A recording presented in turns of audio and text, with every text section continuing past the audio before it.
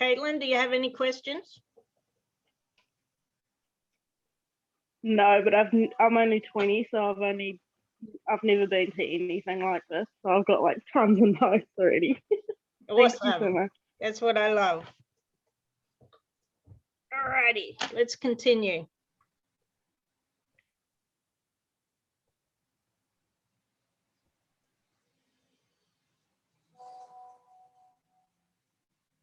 The human journey, where it all began.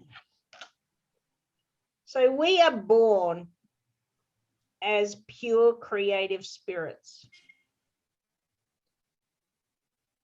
However, all our problems begin from the time we're born.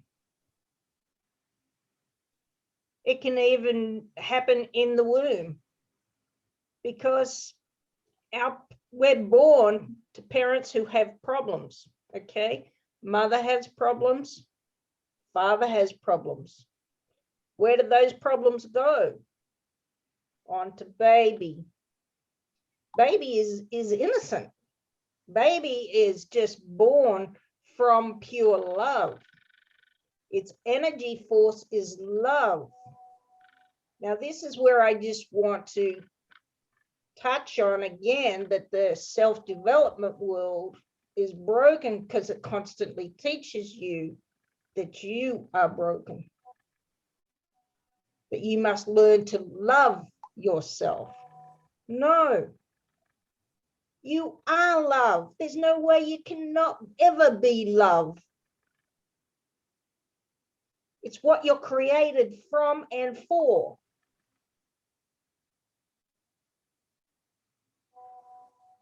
So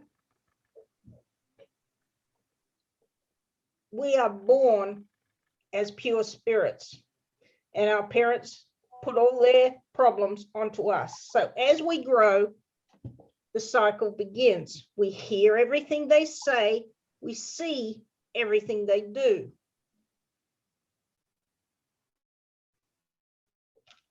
And that's when we start developing our perceptions of a wounded individualism. It's where we make our own perceptions of something, whether it's true, whether it's untrue. So whenever we're told as a child, you're naughty, we grow up believing that we're just naughty. When we go to give a hug to our parents and they push us away because they're actually busy at that moment, we associate I'm not good enough to that. I'm unloved to that. I'm not wanted. Not enough. I'm not worthy. I'm not deserving of their love. And this is where we develop our personalities. We become people pleasers. We learn how to create so that we can get a benefit from it. So for me, I learned to become a people pleaser. I would do everything for everyone. Because if I do really good at school, then they're going to be proud of me. If I clean up my bedroom, then I'm going to get a reward. Then I'm going to get loved. So I learned to please everybody else in order to get something in return. And this is where our mistakes come in. This is where we learn to be manipulators as children, which grows up into adulthood. So every time a little child is chucking a tantrum, it's manipulating you. It doesn't matter whether it's good or bad behavior. It's got a benefit to it. It knows that if it chucks a tantrum, mummy and daddy's going to give in to me and give me what I want. Do you see how powerful we are from even just a child? We are super, super powerful creators.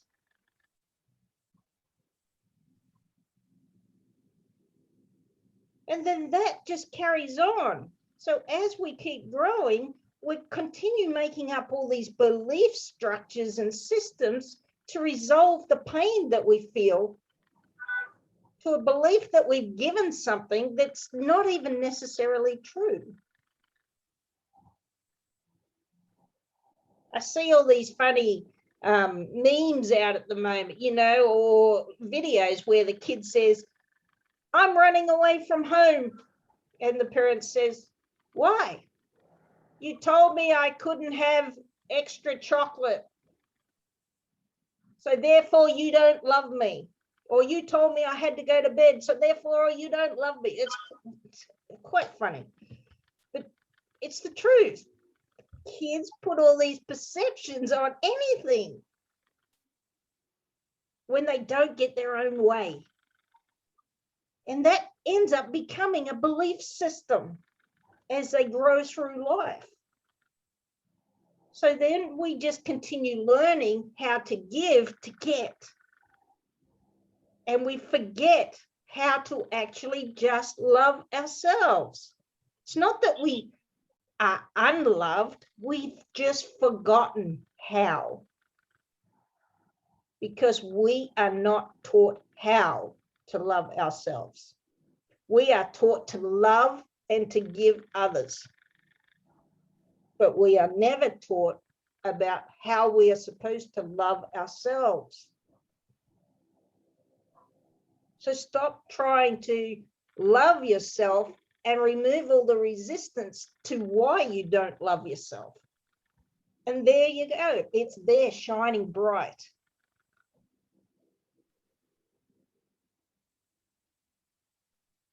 For me, once I learned how to respect myself, I realized I didn't need to try and love myself because it was just there. I would bounce off the walls. This happened in Egypt. One day I just woke up because I learned how to just accept everything in my life.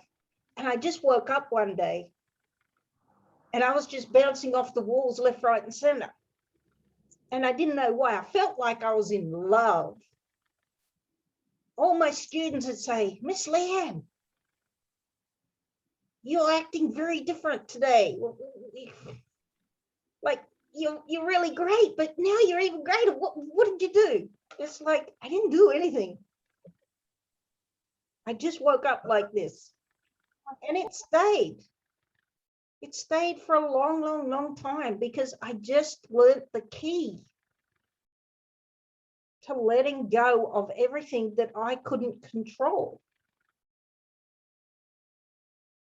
And I learned to just respect myself, my body, especially us women. Learning to respect your body is key to loving yourself. Not giving your body away, keeping your body covered, respecting self. It's not about anybody else. It's only about you. When you respect yourself, others will then respect you. And this is why relationships fail at a high percentage these days. There is no respect. You know, you hear everybody saying, oh, but I love him. Love does not equal respect.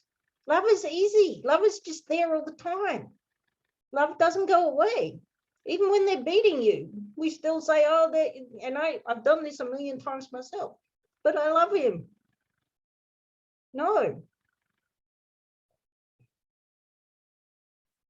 Respect yourself. You're worth more than a bunch of flowers, a bottle of perfume, a dinner, some romantic gesture. No.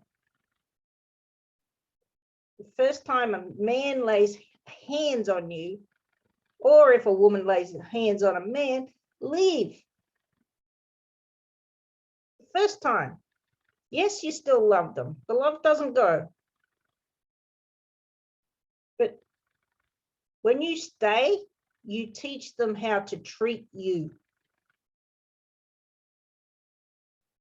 As soon as you stay and you accept that bunch of flowers and a pathetic, I'm sorry, I won't do it again, you just gave him permission to do it again because he knows it. Men can smell disrespect miles away.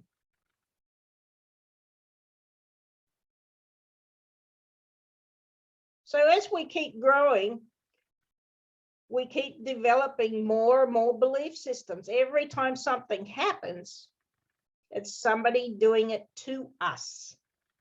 We live this life of, you're doing this to me. No, you're doing it to yourself by allowing it. You are enabling it by staying. And this is the life cycle until our beliefs just creates our reality as an adult. So all of those belief systems we forged growing up is what continues to drive your bus as an adult. You don't know it, you don't know what they're doing because it's your unconscious blueprint. It's what drives your bus. And this is where I come in. Right in the middle to break that cycle.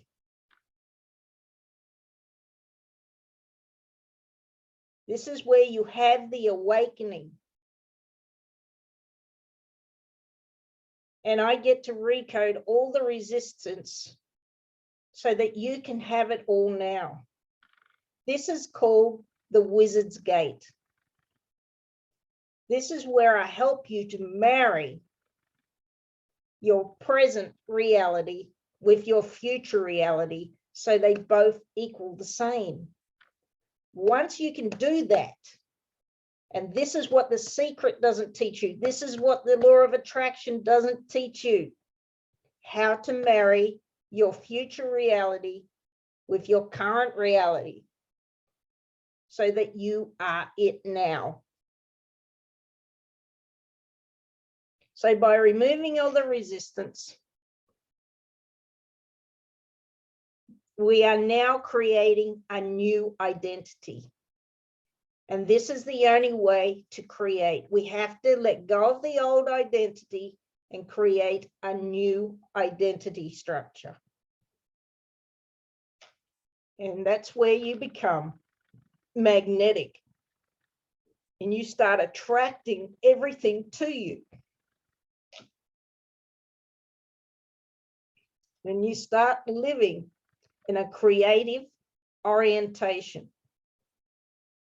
And this is how I came to manifest where I live now, my business, my car, everything. Because I married my past with my future. I learned how to walk through the Wizard's Gate and become super conscious. So then your beliefs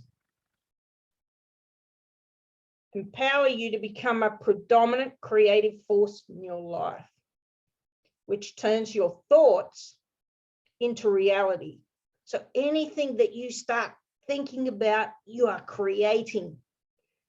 But you're taking steps. It's not just about the thought. You got to feel it. You got to be it.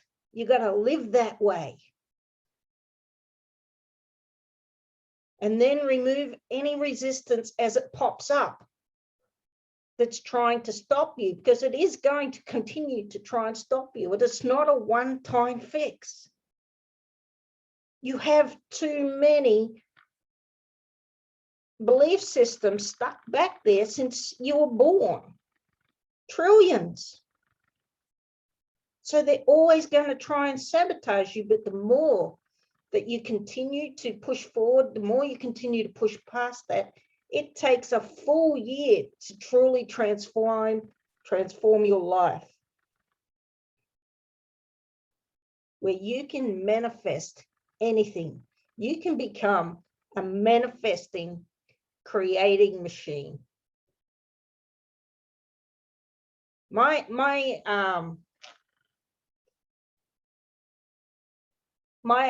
Well, it's my choice affirmation. I choose to be a powerful, predominant creator in my life. I choose to be that. I choose to be a powerful, predominant creator in my life, where I just get to manifest and create whatever I set my mind to.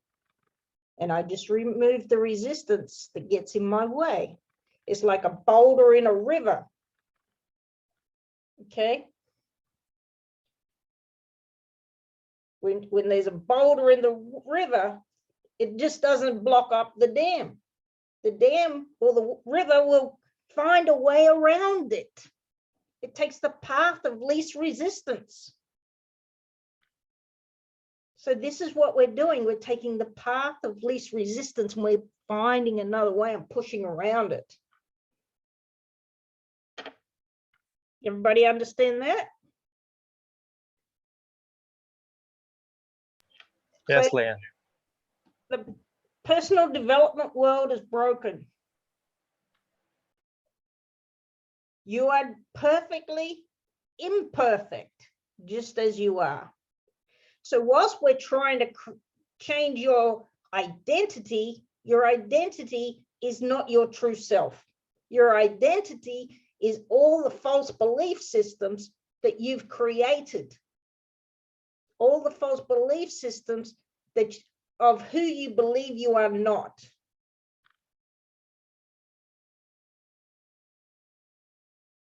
So we must allow the negative to show its face, and we just need to learn to unpack there and make it our new, not make it our new zip code. So allowing negativity, this is another thing I find in the self-development world. Stop being negative.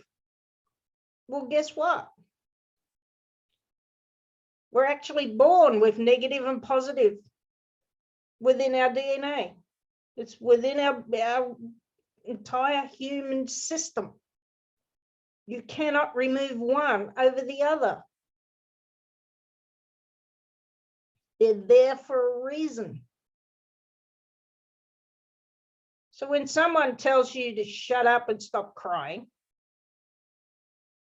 you tell them to shut up.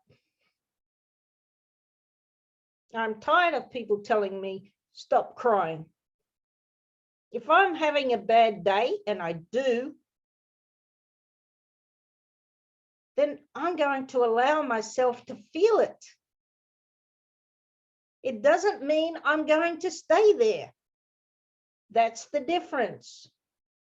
Allow it, feel it, let it go. You don't need to unpack and make it your new postcode, zip code. You don't need to live there in that negativity. That's the difference. You know, I've gone from months, living in it for months, down to weeks, down to days. Now it's just like hours. But I allow it. I allow myself to feel whatever it is I need to feel. Because when you try and not be negative, you're suppressing your feelings. You're suppressing your emotions. And that is a very bad thing. Because when you're constantly suppressing, how are you supposed to feel? That is why we have so many problems in relationships. People have stopped feeling. Especially with men. This is a really huge one for men, okay? Because men are taught this from a very young age. Don't cry. Only girls cry. Don't cry. It's weak. And we as mothers do that also. And that we need to stop that. We need to change the way we raise our male children. And this is why we have so much domestic violence, because men do not know how to express themselves, because they've had to suppress it and suppress it and suppress it, because society tells them that they are weak if they show any emotion. They are weak if they cry. They are weak if they're loving. They are weak. Be a man, be macho. Be strong. No, just be you. If you want to cry, cry. I love a man who cries. It means he's in touch with his vulnerability. I adore a man who cries. Really. As long as he's not. You get some like my ex-husband who used to use it as manipulation. So you got to know the difference. But you know, if a man's hurting and he cries, then allow that. If he loses a loved one and he cries, allow him to feel it.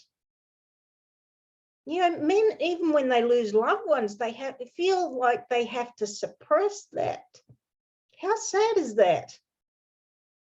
How would we as women like to do that? We wouldn't. Allow your feelings to just be whatever they are. Just don't live there.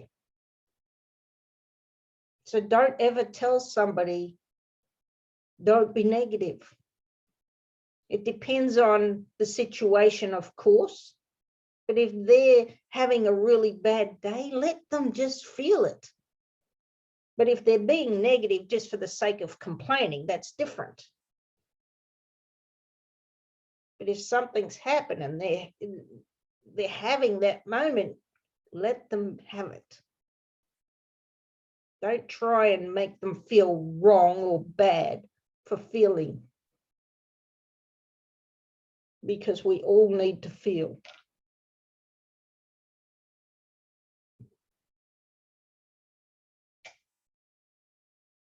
So this comes back to the babies.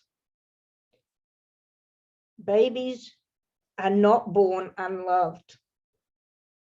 Babies are not born not worthy. Babies are not born rejected. Even ones adopted, even ones who are left, they're not rejected. It's the parent rejecting themselves as a parent. It's not the baby.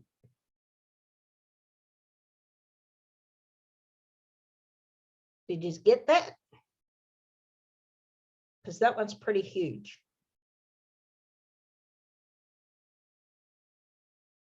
No baby. You go and line up a whole heap of babies and you tell me which one is unworthy. You tell me which one doesn't belong.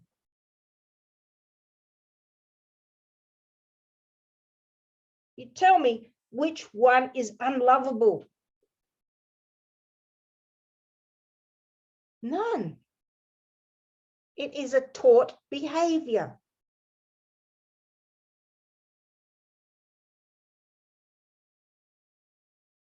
Because those babies are born pure and innocent. And it's society and family belief systems that's thrown onto them to make them feel unloved, not worthy, and rejected.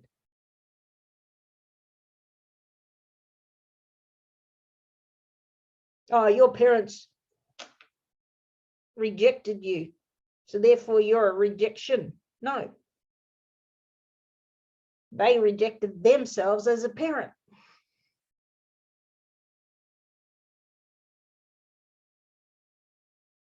They couldn't deal. They didn't know how to be a parent.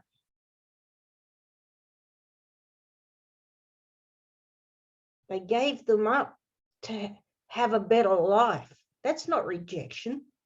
That's protection.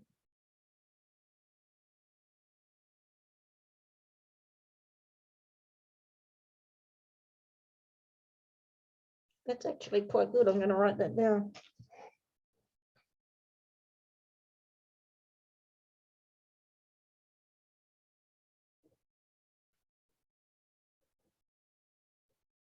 So it's just more proof that the self-development world's broken. Because you, my beautiful friends, are perfectly imperfect, just as you are. You don't need to fix yourself. We just need to let go and remove the resistance that's in the way. No fixing, no healing. We can heal pain, like the physical pain that we create in ourselves. We can heal that. But you're not broken. Only bones break. It's just a metaphor.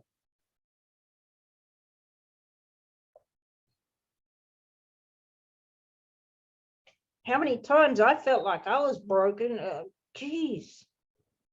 Really, I was suicidal. I couldn't think. I couldn't feel. I was just a ball of anger. I hated myself. I remember it very well. But yet here I am today. So was I broken? No. I was just stuck in my own stinking thinking.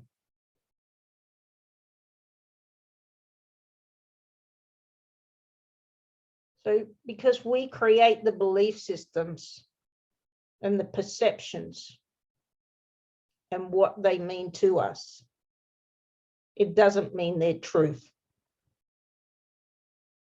So you do not need to search for self-love because you already are love. You just need to remove the resistance as to why you believe that you're not loved, that you're not worthy, that you're not good enough. It's just resistance. Once you let them go, your whole worldview changes. You begin respecting yourself. Respect is not something we're born with, like love, like worthiness, like being lovable. Respect is something that you develop and learn. So you have to learn to respect yourself.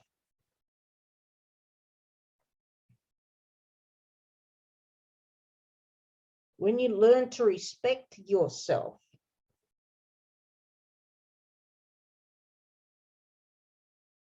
all of that other stuff disappears.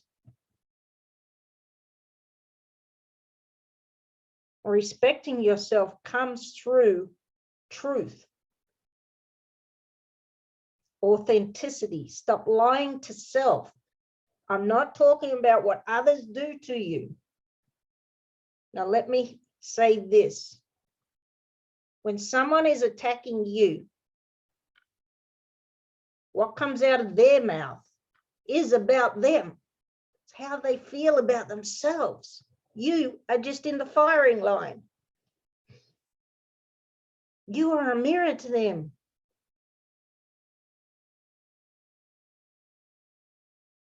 But your reaction, it belongs totally to you.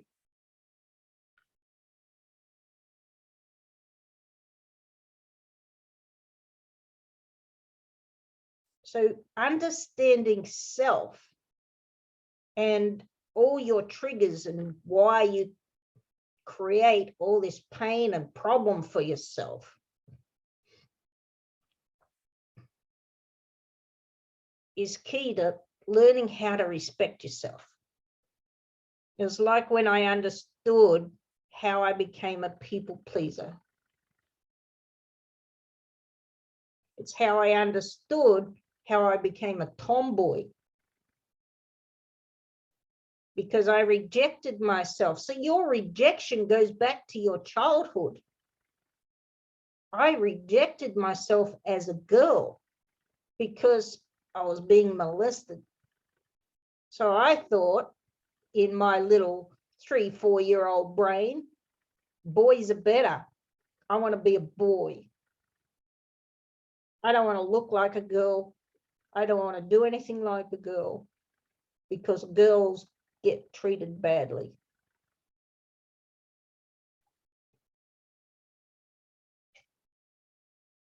So I became a tomboy. And I refused to wear dresses. I refused to wear makeup when I got older. I refused to be feminine. I lived in my masculine my entire life until my 40s when I left my first husband and I started working on myself back then. That's when I started feeling and allowing some femininity back into my life. I actually started wearing pink for the first time in my life. In my 40s. How sad is that?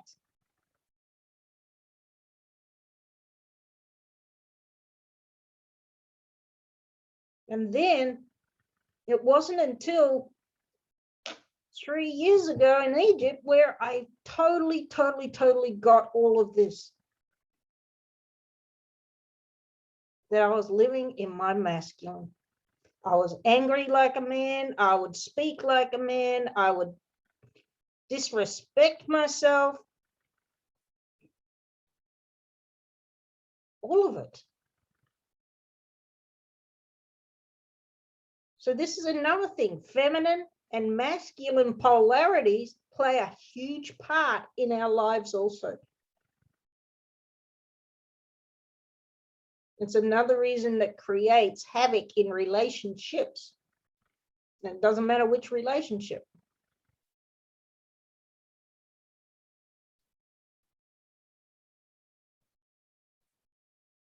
So understanding who you are is pivotal to transformation. I see too many coaches out there. They do all the self-development work and heal traumas, but yet they don't look at the shadow side of themselves, their truth of self, and who they are being. That's why I post all the time. Check who you're being. Are you being kind? Are you being loving? Are you being giving? Are you being respectful? Not just to others, but to yourself. We wear these masks. We have a mask for our family. We have a mask for our friends. We have a mask for society. And we forget who we really are. But when you accept the truth of yourself, that underneath all those masks, you're really just ugly. You're ugly because you treat people badly. You can't go outside the house and pretend that you're this loving, kind, caring, giving person and then come back inside your home and treat your family like dogs. That's not authenticity.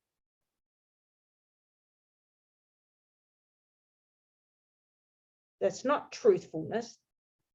That is ugliness. And believe you me, I've been there, I've done that, lived it, wore the t-shirt, owned it.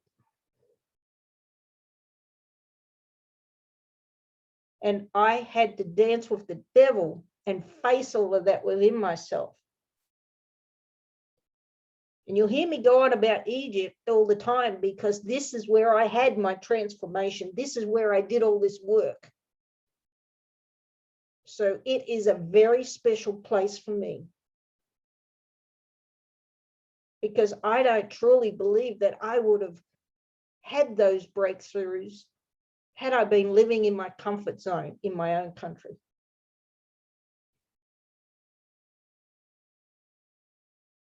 It doesn't mean you have to go and live outside the country. It's just what I did at the time. I thought I was running away from my ex-husband, from all of my problems, from my family.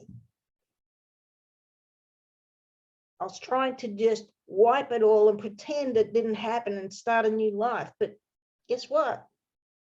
I took me with me. So eventually all my anger bubbled up to the surface again. I would get angry and attack my friends, my closest friends there. I started seeing the ugliness of myself. It's like, Leanne, is this who you really want to be?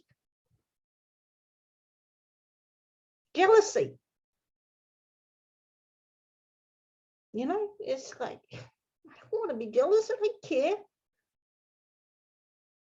Somebody doesn't want me, then let them go. I deserve someone better. Someone that actually wants me. Why am I getting jealous over somebody that doesn't want me?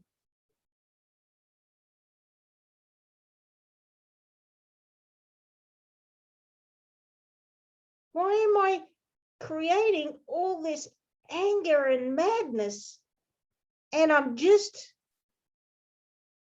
showing people how ugly I am.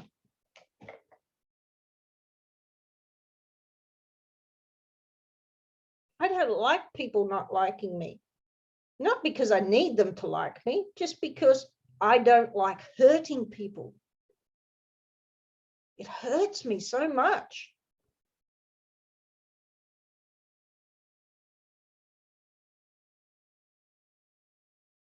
And this is where I also learned to stop saying sorry. I didn't mean it. I won't do it again, because it's just another lie.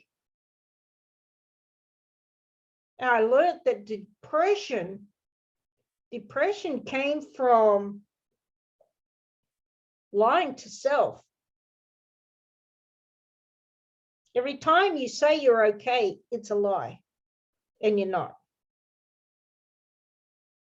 Every time you say, I'm sorry, I didn't mean to do it, it's a lie, because you knew exactly what you were doing when you did it.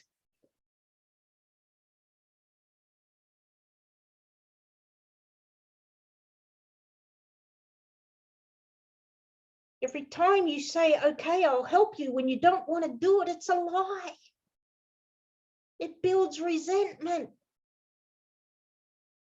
And all that resentment turns into anger. And all that anger turns into depression.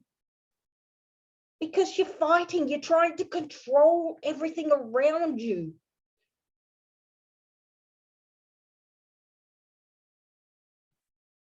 And you need to let it go. You see, in Egypt, they have, in Islam, they say, Alhamdulillah, which means thank God. And they didn't realize what they were saying. They know thank God, but they didn't realize, and I still don't know if you know, Hassam, Alhamdulillah means just let go of everything. Thank God for everything. Let it go.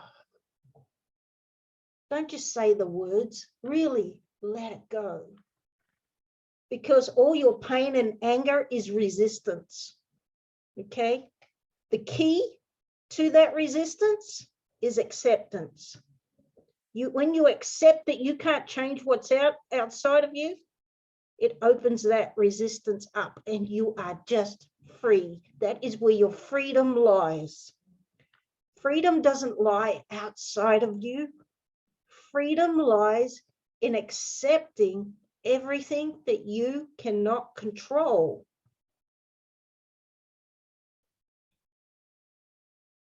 You cannot control anything outside of your body. You can only control your emotions and your feelings and your words.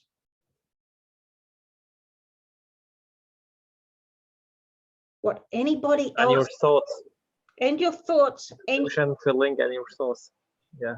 whatever anybody else does to you is on them. You can't control them. You have to stop fighting to control them, because you cannot.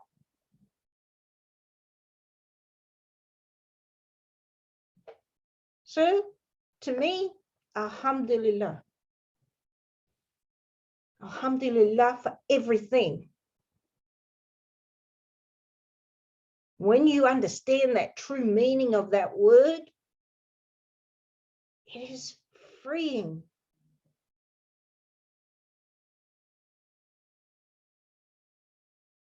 It is so freeing. It is love freeing. Because you cannot control it. What somebody does is on their side of the fence. What you do is on your side of the fence. I see it in relationships all the time. Oh, but he's doing this and this and this and this, and it's hurting me. Well, you have choices. Where's your boundaries? What he does is on his side of the fence. You cannot control it. Only control you. If you don't like it, make a choice. You either choose to accept it and stay, or you choose to not accept it and go. The choice is yours. Everything in life is a choice.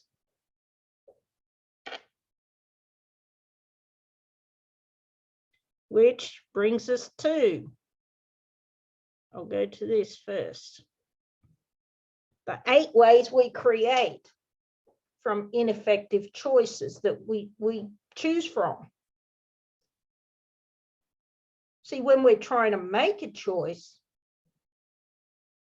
we choose by one of these 8 ways. And this is why we always attract what we don't want, because they're not truth. So we choose by choice.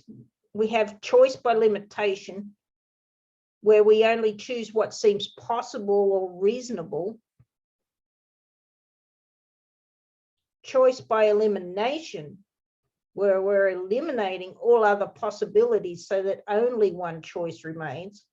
This is like eeny, meeny, miny, mo, that we're taught when we're kids. We're taught this one from a kid. Make a choice. Or paper, rock, scissors. Make a choice. Conditional choice, imposing, what does it say? Preconditions on choices. So it's like, I'll only do this if you do that. It's a preconditional, it's a conditional choice. Choice by consensus, we all do this one, where we always ask everybody else's opinion before we do anything. Choice by indirectness, choosing the process instead of the result. Lena, I'm sorry to interrupt you, but it's 2 a.m.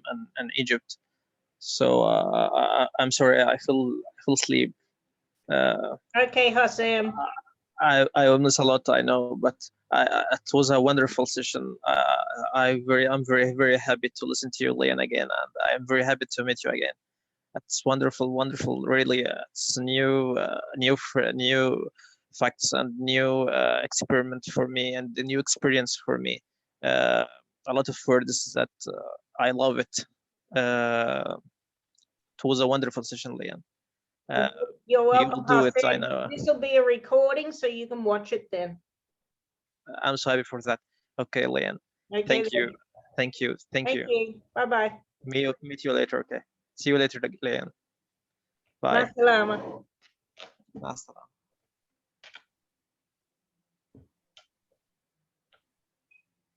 So the next one is choice by default, where we choose to not make a choice. So whatever results happen, happen. And all that is left is a reaction. So then we've got choice by reaction. Choices designed to overcome a conflict. And we're all guilty of this one, where we do something, make a choice to please somebody else so it doesn't make any problems. Choice by adverse possession. This is where, like, either a religious context or we, you know, I can't do anything until all my stars are aligned perfectly, or whatever the tarot cards say.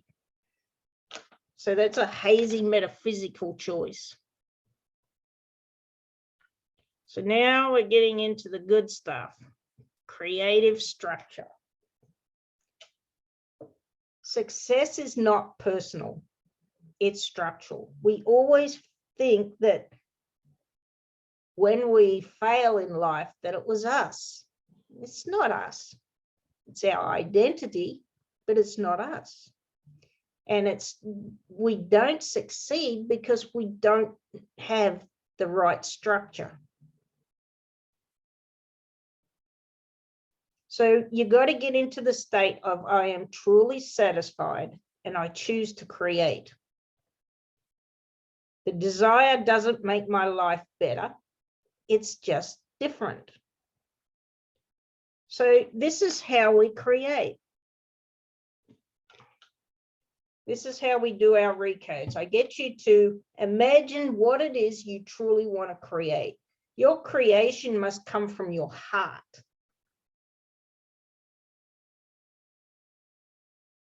Not to solve a problem.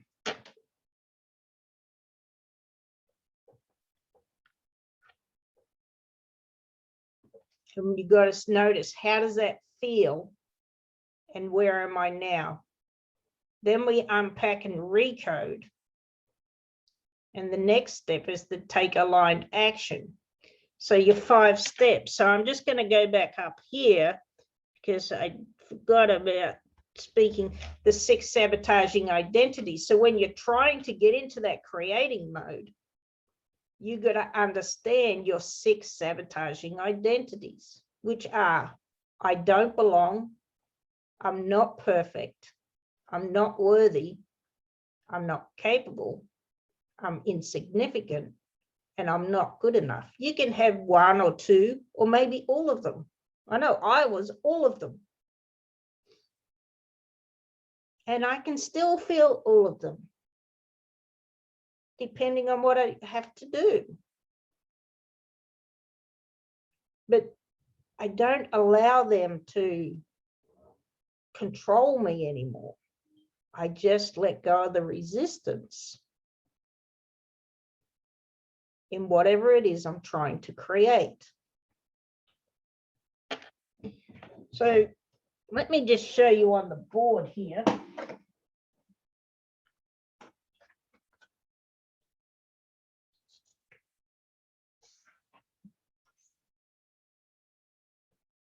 So we have our current reality. Can you all see that? Not really.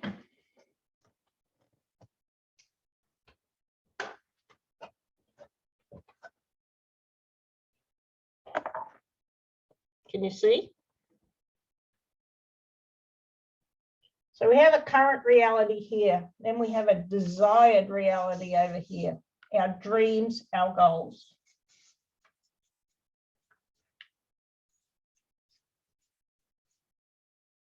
Your current reality equals your now.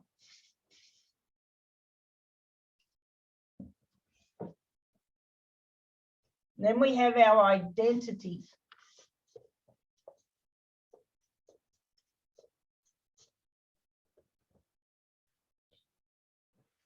So say we are in an unhappy marriage.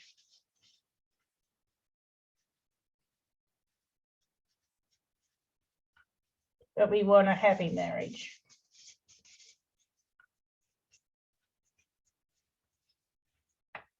So we might get a counselor, or we might start moving towards this. We might try and make some changes in the marriage that will bring us over to this. But then as soon as a problem happens, your identity is going to say, see, you don't deserve that. You're going to stay in an unhappy marriage. You don't deserve it. You don't belong over here because that's not your life. Your parents weren't happy. You don't deserve to be happy. So your identity is always going to pull you back to what it knows, what it feels safe in. So the same with if you're overweight, and this is one we all know well, a lot of us, and you want to be fit and healthy. So we go on all these diets and we start moving over towards our desired reality to be fit and healthy. And we can even get there. We can drop a dress size or two and we look fab and sexy. But then as soon as a problem comes up, what happens? We start eating again. And we put the weight back on and we come back over here. Sometimes we put on double the weight. I'm guilty of this. And so it's a yo-yoing backwards and forwards. We keep doing these yo-yo diets backwards and forwards, but your identity is not going to let you stay here. Because it feels that you don't deserve that. It feels you don't belong over there. Feels you're not good enough. It wants to keep you safe. You're safe feeling overweight. It's got a benefit. It's trying to protect you. For example, I've put on quite a bit of weight over the past year because, again, I realized I don't want a relationship, yet all these men are coming on to me, but I don't want a relationship because I'm focused in my business and I don't want a man distracting me right now. So I don't want that. I don't want a man ogling over my body. I hate it. So I put on weight and not consciously knowing. It's only just come out in the last few weeks. And because of my circumstances, when I come back and I had no money and I didn't have a car and I didn't want to be with a man when I didn't have all of this. So I put on all this weight to protect me because there's always a benefit.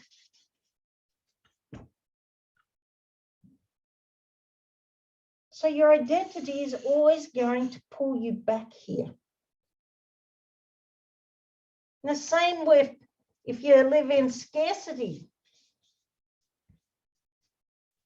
and poor.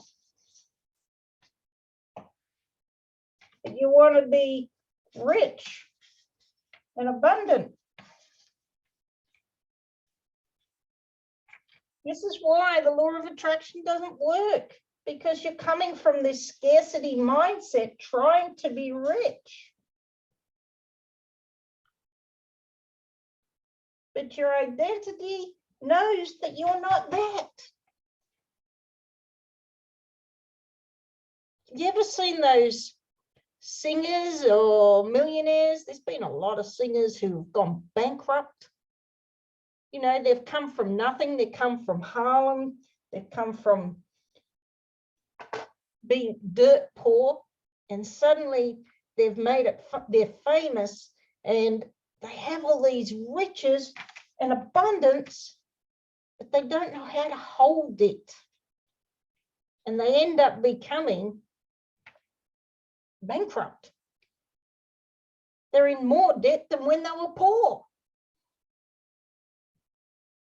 It's because their identity, they're coming from this scarcity place. And they don't know how to hold it. So they're coming from living in those 6 sabotaging identities. Oh, I don't deserve money. So they give it away or they spend it. Money burns a hole in your pocket.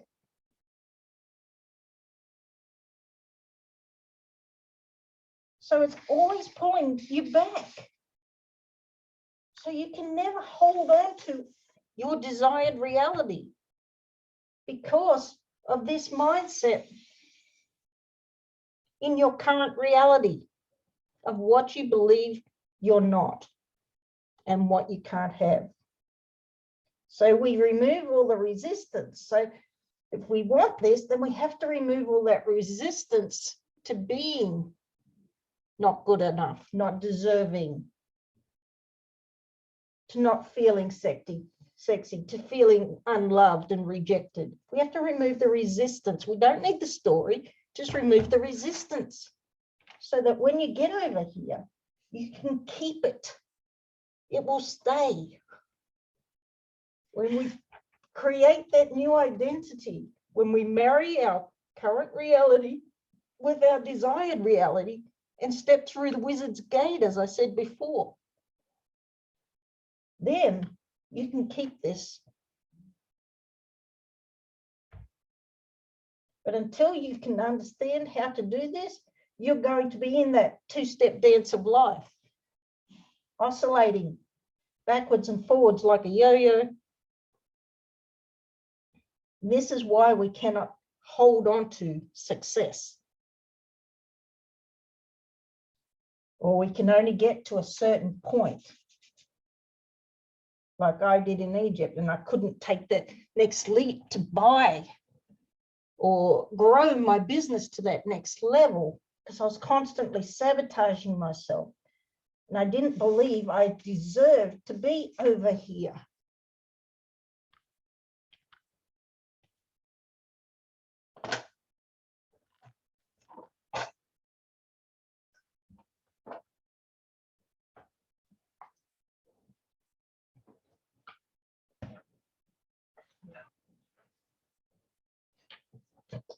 So that is the truth of why we can't create, why we can't keep what it is that we want.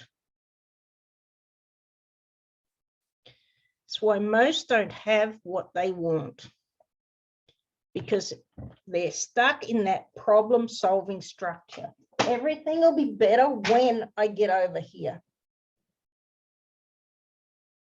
No, it won't. You take you with you, as I learned the hard way. We're always trying to create from a problem-solving structure. The problem structure resolves beliefs about themselves. They're out of emotional alignment. You have identity conflict. You focus on the actions.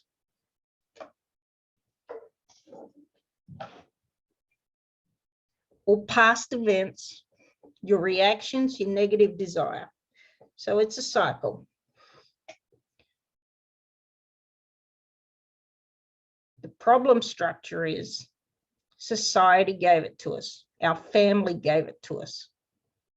And your focus creates it. Structure has integrity. A balloon has structure. Water has structure. A building has structure. Rocking chairs have structure. Cars have structure. Structure is anything with two movable parts working together.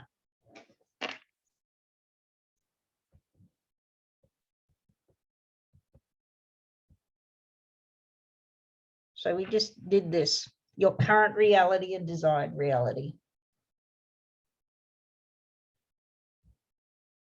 So we've got 6 core sabotaging patterns, which we create from. It's our identities, our beliefs, our emotions, our past trauma and abuse, and ineffective choices, and negative vision.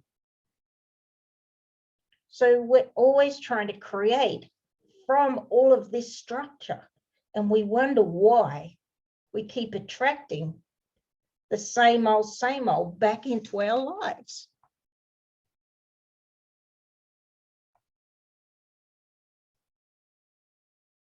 See, we have the 3 aspects of consciousness. We have your conscious mind, your logical thinking.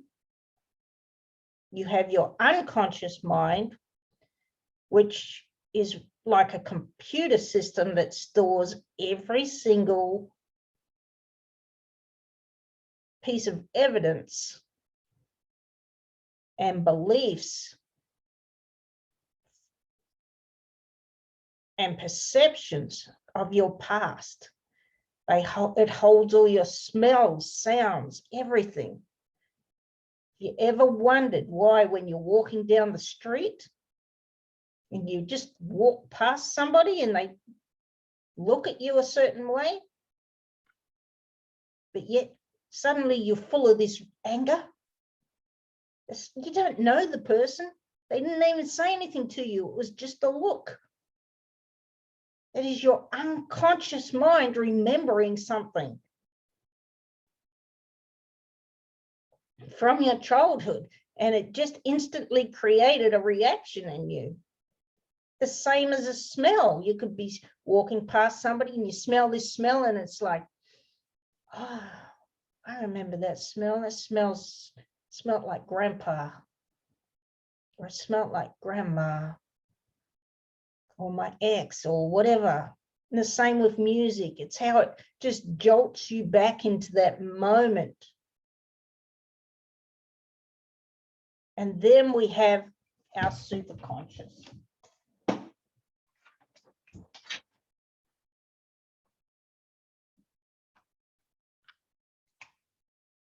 So this is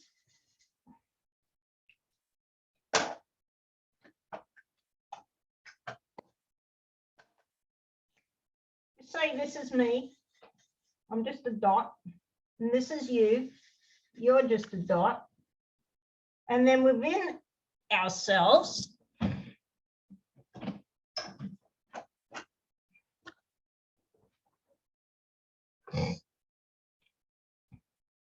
and outside of that, we have our family.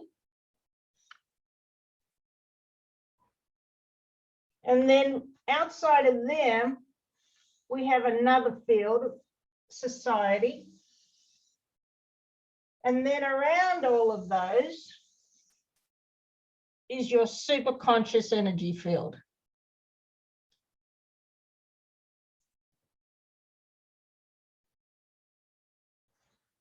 So you are this little speck within all of this.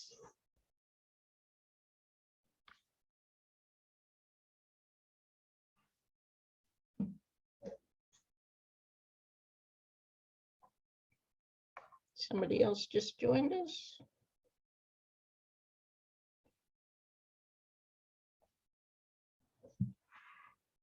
Welcome, Paula.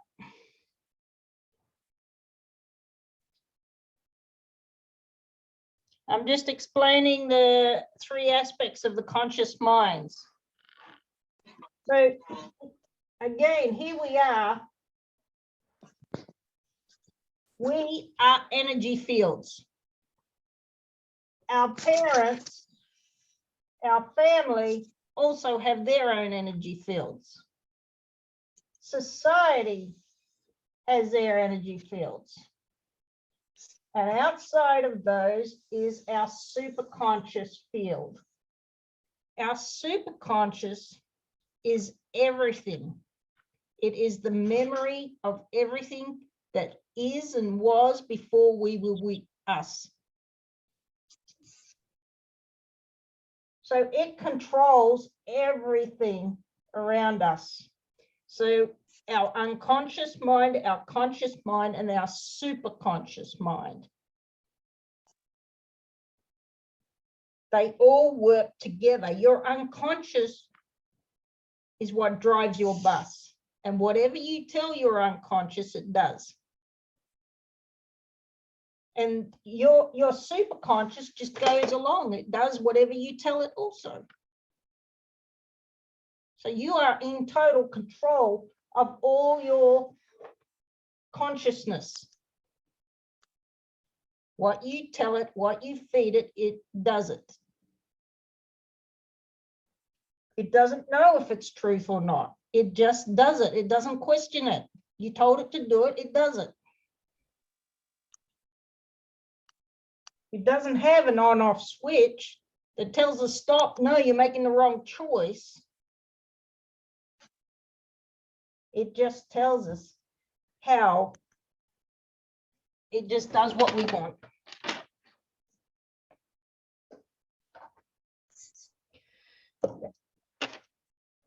So remembering that everything in your unconscious is what drives your bus.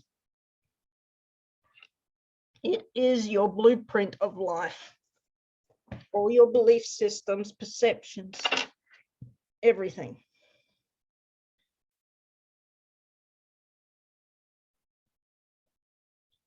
So what is the superconscious? Your superconscious is your genius within. It's your intuition. It's your higher self. It's a part of you that always was and will be. It's connected to everything that is. Have you ever wondered why ideas just fall into your mind? Because it comes from a place within you before you knew you. We have a memory that's been around a lot longer than our conscious memory. It's a physiological memory. Did you know that the human heart beats 4 weeks after conception? How does it know how does an egg and a sperm know how to come together and subdivide and create a little human being? How does it know that? It is memory. Superconscious is actually Jehovah. Yep. Because I didn't understand that from Chris. No, I didn't. But the way understand. she's explained When it. she, yeah. How does it know? Well, that, So all of that memory is guarded by something. It's an intelligence that's above us. It's bigger than everything that we are. All that memory is guarded. It's an intelligence, it's superconscious, it's indescribable. And it's that part of you that looks after you and creates everything. So remember, we have the self-conscious, or your conscious, your unconscious, and your superconscious. So for the superconscious, you can think of this as the God within, because we all have this organizational intelligence inside of us and a set of instructions. It's a code. The superconscious is a part of us that can hold on to all memory systems and structure so much longer than anything else. So when we speak with the superconscious, we get right to the original creator.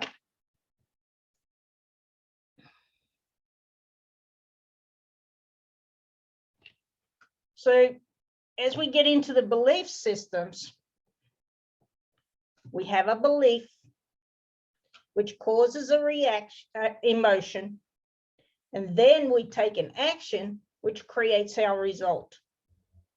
And this is the cycle of our belief systems.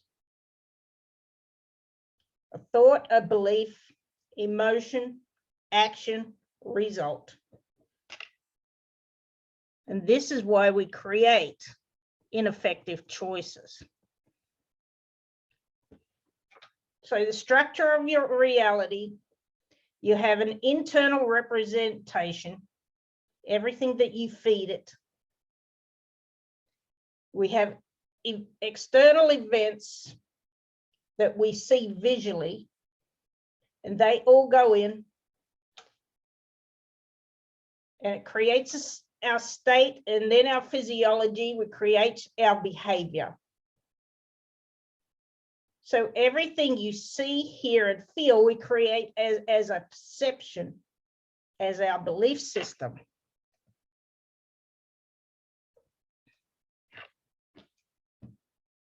So we now know, with a lot of research, scientific research,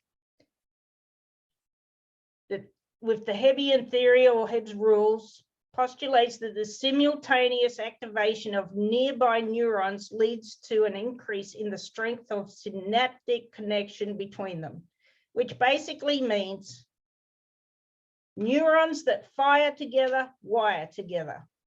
So we have all these neurons inside our brain. So when we can pull something out, like an old belief system, and remove it and let it go, it will create a new neuron. It will all join together. It will rewire itself. That's how amazing our brains are. The science of epigenetics, which means the control from above the genes, shows that an organism's perceptions of its environmental control, its behavior and gene activity, it's a second genetic code that basically controls the programming of the DNA, meaning that our consciousness actively controls our genes. Scientific studies have shown that health issues, for example, can be traced back to early childhood, environmental experiences. The experience of stressful events had the child's mind pull switches at a DNA level, leading to a reorganization of the genes and ultimately the child's physiology. As I was stating earlier about how when I started creating pain within myself to protect myself,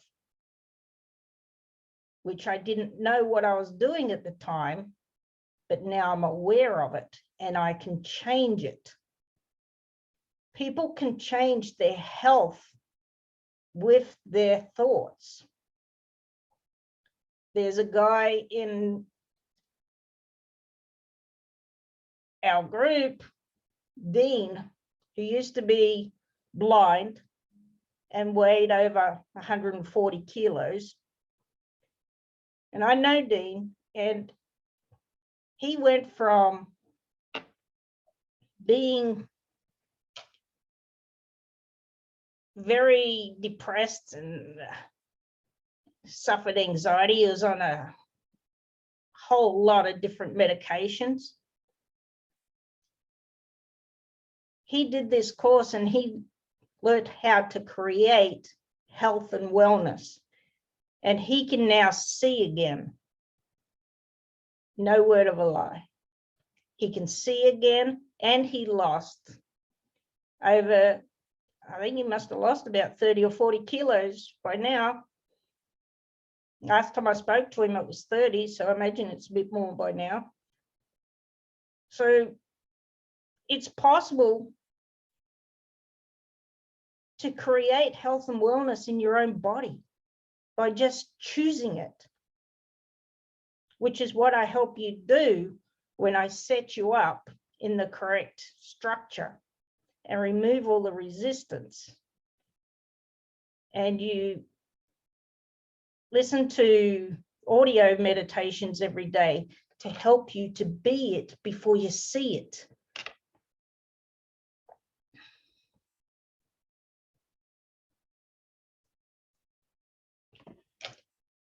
So Dr. Bruce Lipton is the one who recently has done quite a lot of studies in epigenetics. And you have Dr. Joe Dispenza doing neuroplasticity. And together with all their findings, they have proven the ability of the brain to reorganize itself, forming new neural connections throughout life. Neuroplasticity allows the neurons, the nerve cells in the brain, to compensate for injury and disease and to adjust their activities in response to new situations or to changes in their environment. When we're learning something new, we are creating new synaptic connections in the brain. As soon as these connections are sustained, we are unable to remember what we've learned, just like in a relationship. The more we communicate, the more bonded we become, meaning that the more we reinforce the new connections through repetition, the more stable these connections become. Ongoing repetition leads to conditioning, where superhighways in the brain are established, neural connections firing consistently, running on autopilot. So as we all know, that the brain has such a power that it can change and reorganize itself. Everything that can be learned can be forgotten. We can biologically break down the circuits in the brain that are connected to the old self, the old mind, and replace them with new connections, which is what we're doing when we're rebuilding, restructuring a new identity. Whenever we put our focus on a new idea or a plan, something we want to learn or remember, the brain naturally starts firing in that direction, building new circuits that connect us to it. We are changing our minds in the most literal sense, installing the neurological hardware for the new experience we want to have. Tension seeks resolution, which is what I showed you earlier with the elastic band, in how we create oscillation. A basic principle found throughout nature is this: tension seeks resolution. From the spider web to the human body, from the formation of galaxies to the shifting continents, from the swing of pendulums to the movement of wind-up toys, tension seeking resolution systems are in play. So every time you try and create something new, it will take the path of least resistance. Like I explained before with the boulder in the water. When it's trying to dam up the river, the water is going to push around it to create the path of least resistance. And we're coming to the structure of big results. Just need a drink.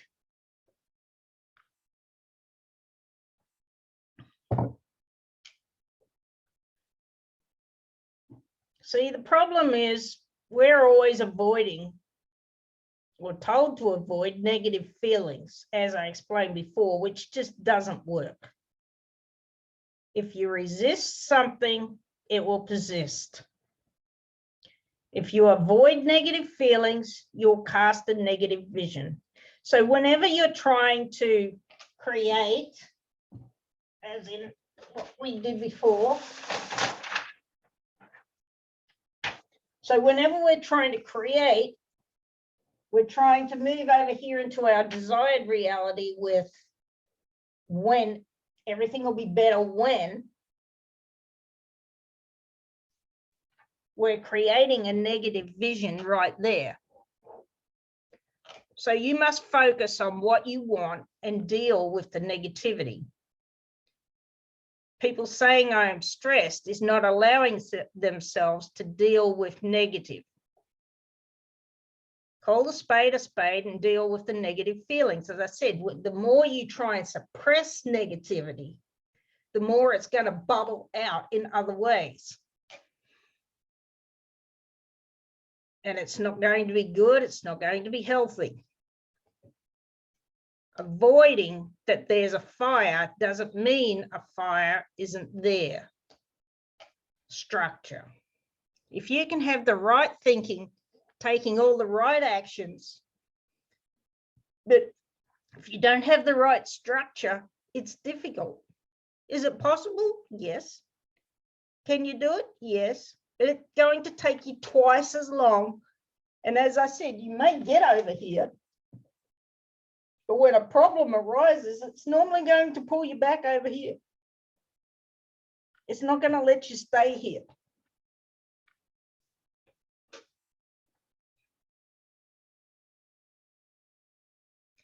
So your values, knowing your values is everything. It's something I haven't touched on yet because that's in my actual 12-week course. And it's something I dive deeper in. Your values are intrinsic to understanding self, to understanding truth, to understanding and getting clarity. If you don't understand your own values, then how can you create and move?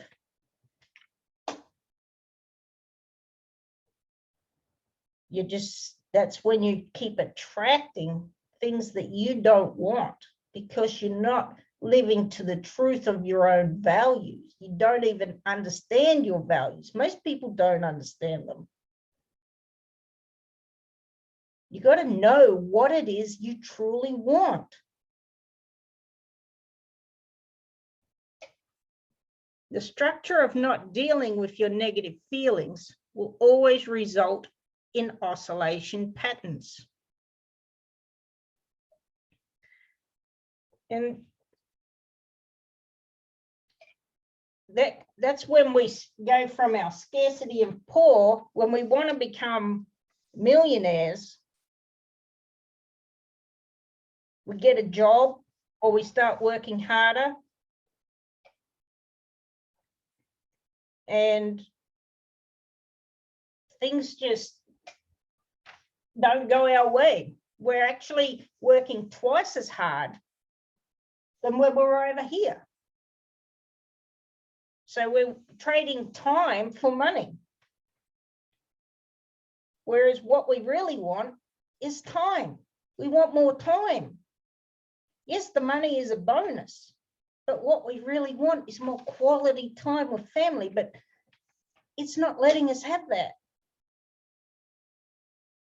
because we're creating from the wrong structure.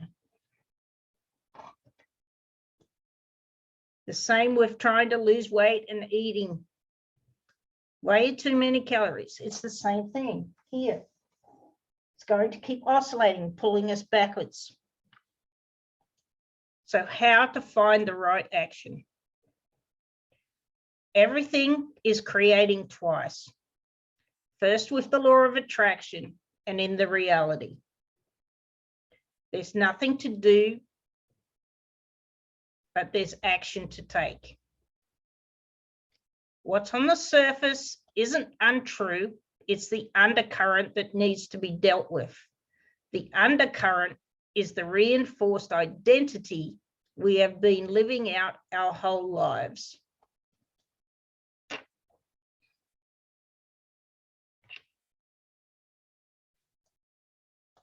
So when we're trying to create and get in structure, we have a horizontal belief system and a vertical belief system.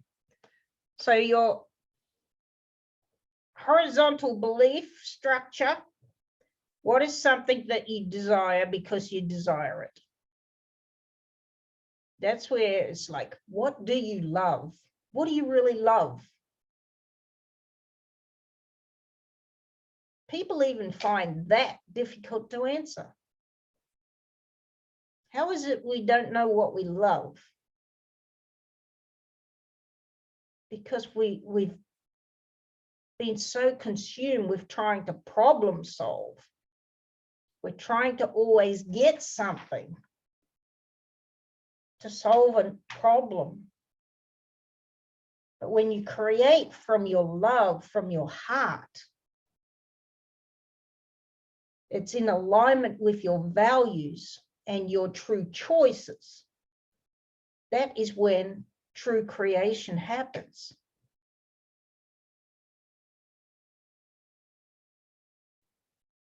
So I want you to just close your eyes for a minute and go into what it is you want. So just close your eyes and just imagine, what is it you want?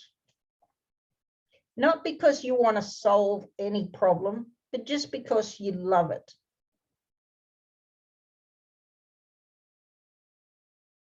Perhaps you'd love a house on a beach just because you love the beach.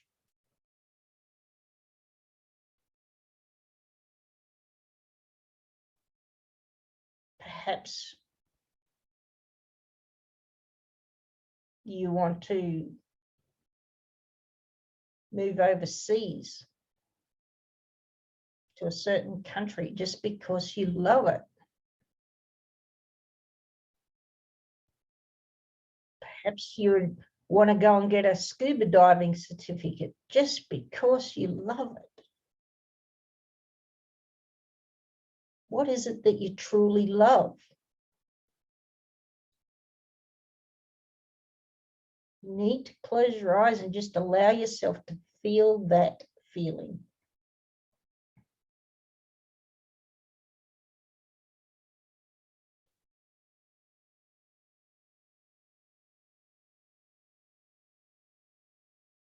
Just feel it. Just allow yourself to feel that. To know. And after this, we're going to be doing the recode. So we're going to be setting you up in a structure where you get to choose what it is that you want to create. So just take a moment and just feel about what it is that you love, that you want to create.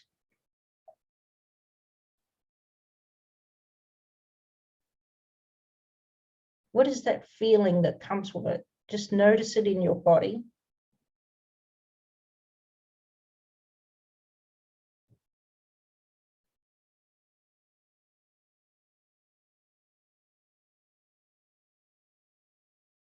And notice, what is the next step that you need to take that's going to take you over there? That's going to take you into your new reality. What's the next action step?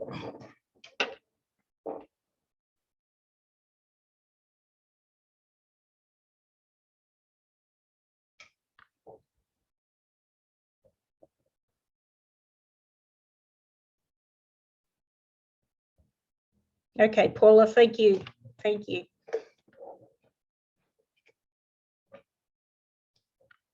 So just understanding what your next action steps are.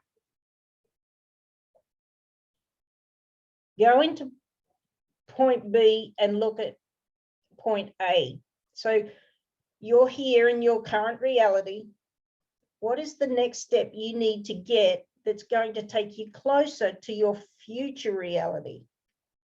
What is that next step? What do you need to do? And then just look back at where you are now and where you want to be. And just ask, what is the obvious next action? And then we remove the resistance to that next action. And then we take another action.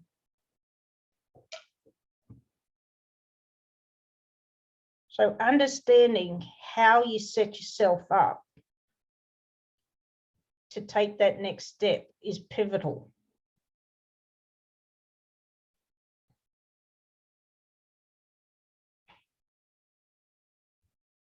So as you look back at point A, understand what that action was so that you can set it up and create a new next action.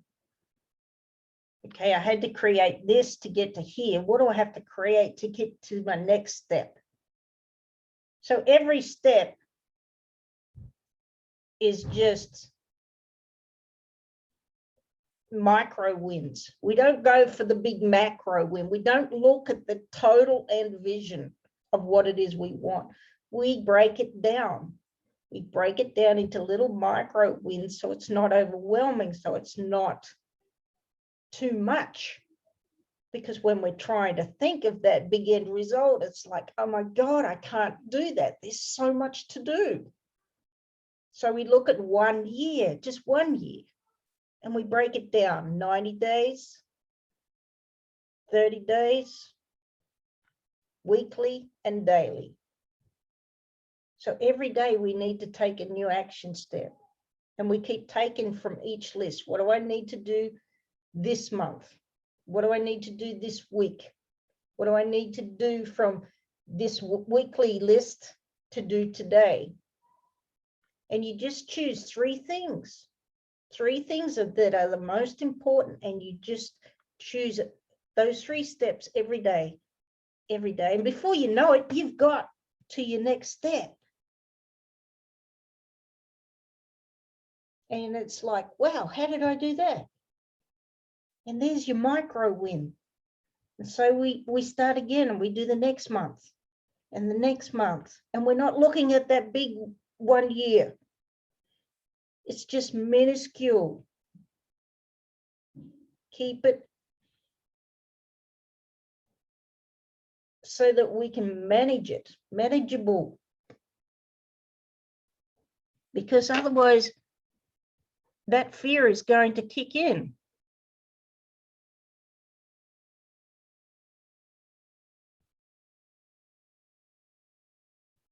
So your next step, how to set yourself up in the next step. First, you got to actually understand what it is you truly want.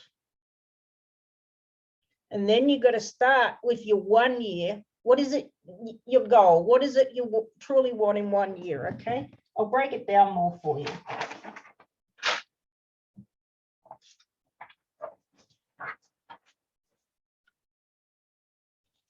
So we have our dream.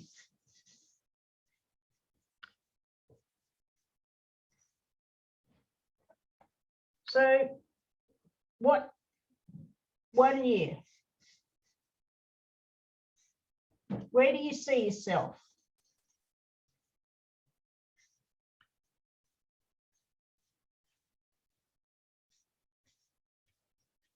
What do you want? That's probably the first question. So what do you want, and where do you see yourself?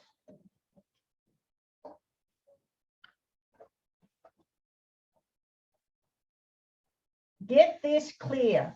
Being totally clear on what do you want to create.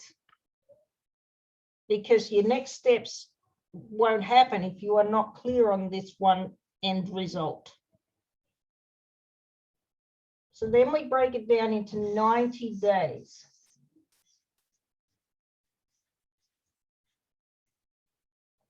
What do we need to do in the next 90 days that's going to get us to our 1 year? You list everything. So you get clear on your 1 year. You list what it is you want. Be descriptive as you want. The dollar figure you want. The house you want. The car you want. You can be descriptive. You can have the color of it. What your house looks like, whether it's on a lake or by a beach. Be clear. Exactly, precisely how you would like it to be. So then your next 90 days is, okay, if I want this, what do I need to do within the next 90 days to get to here? Yes, 90 days is still a far way off. So we just brainstorm and write everything we think we need to do. If we want to start a business, then you got to list every single thing that you need to do to start that business. If you want a relationship, then what do I need to do to get that relationship? What do I need to do for me? It's not worrying about anybody else. It's all about you. Creating clarity of self. So what do I need to do? Maybe I need to lose or drop a dress size or two so that I feel healthier, so I'm more energetic. So get clear on and just brain dump.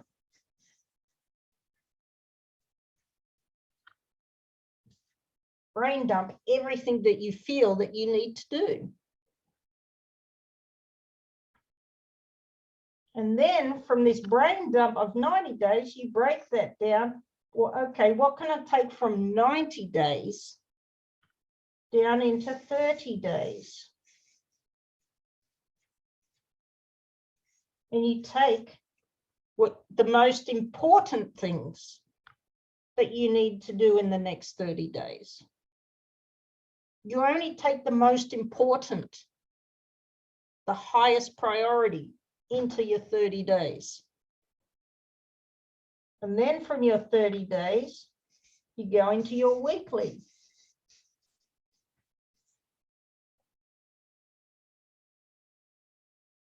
And again, you take the most important from that 30 days into your weekly. And then you break that into your daily.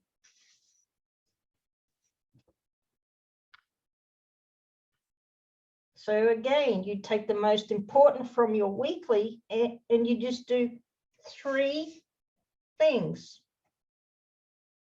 each day to make up your week.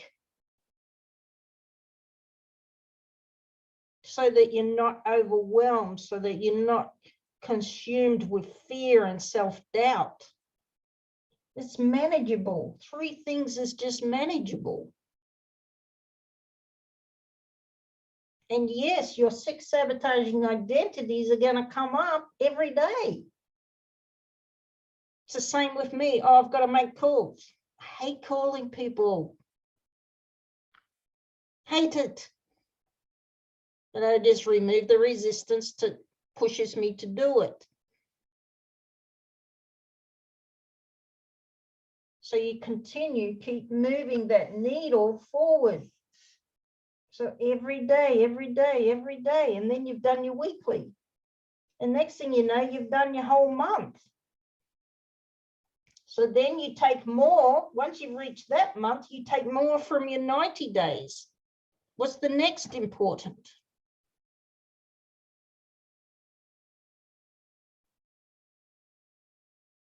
And you just keep doing that until you've gotten through your list on your 90 days and you start all over again to get to your year.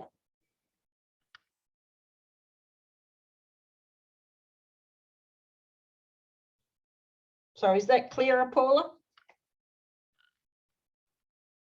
Great.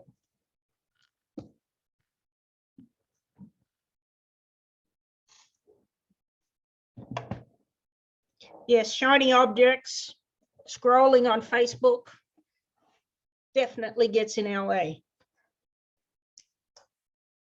But the more you recode,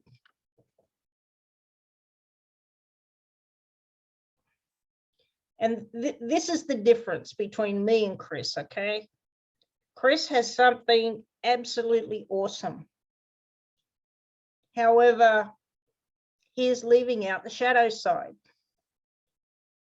And this is what I teach in mine. I combine the shadow side with the creating side. Because if you don't understand who you are, then no amount of recoding is going to push that needle forward. I see so many coaches that joined with me that have already stopped.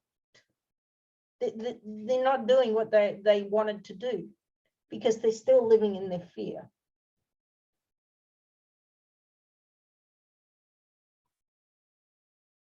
So what I do in my coaching, I have combined shadow work with this because I know it from my own transformation, how important it is to becoming authentic, keeping that needle moving forward, knowing you, sticking to your dream, becoming hungry. You have to know what is going to shift your reality, your current reality, to your desired reality to get it. Because if you don't create that shift, then all this recoding is not doing anything. It will get you little micro wins, yes. But in the end, people will just give up.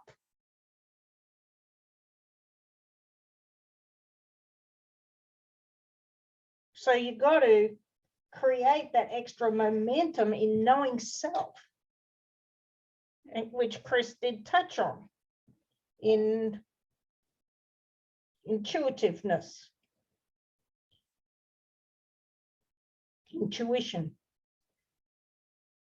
So you have to know yourself, because no amount of recoding is going to change who you are being. It will get you what you want. It's not going to change who you are being.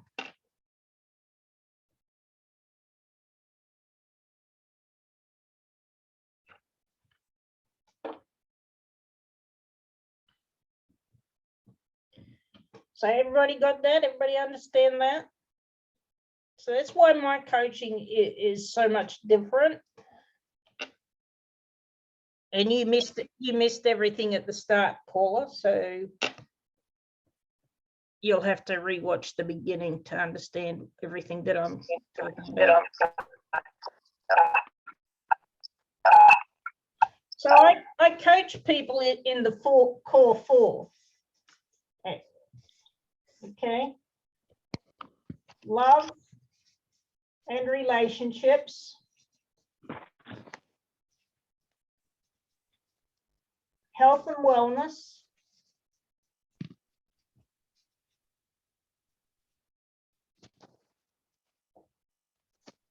Money and business.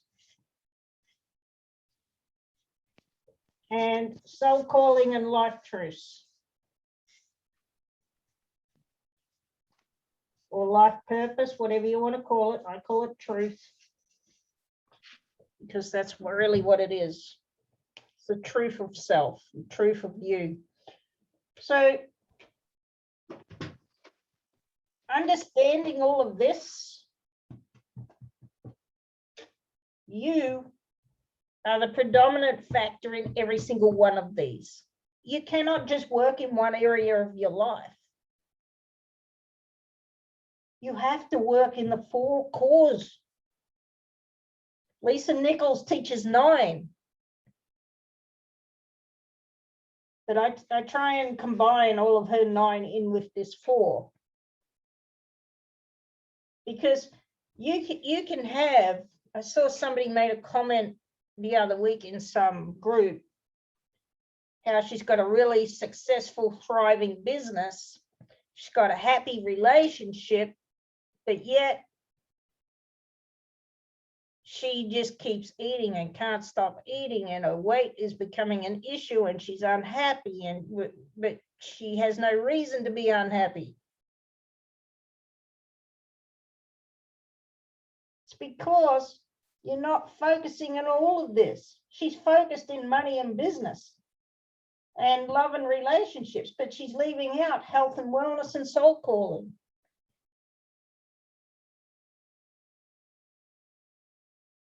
So let me tell you, there's no such thing as balance. Zip, 0. Balance is 50-50.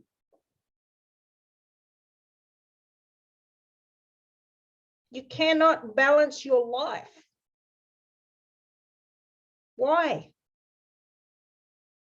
Because you're always going to be giving more in one area of your life than another.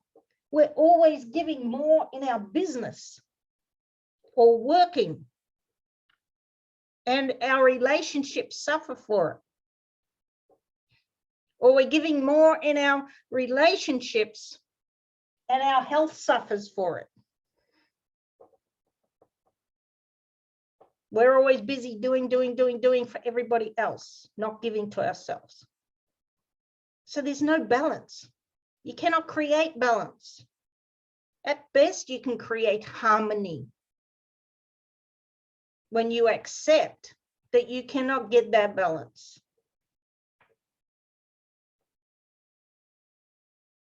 So what you do is, say it's your love and relationships, okay? So say, and money and your business, okay? So you give 80% to your business and you only give 20% to your relationships. This is just an example. So when you're giving 20%, in order to create harmony, you have to give 100% presence in that 20%. Do you get me?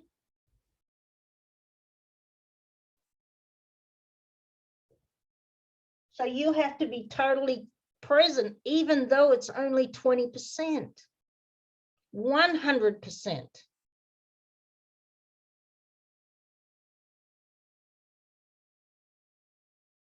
Because this is the problem. People only have 20%, but they're only giving 5 or 10%. They're not present 100% in that 20%. And this is what causes problems. This is what creates oscillating structure. No, she's not. That's recording it. So it's the same with any of them. Whatever one you're in, you got to be in at 100%, no matter what the lower percentage is. So stop striving to balance, because it's impossible.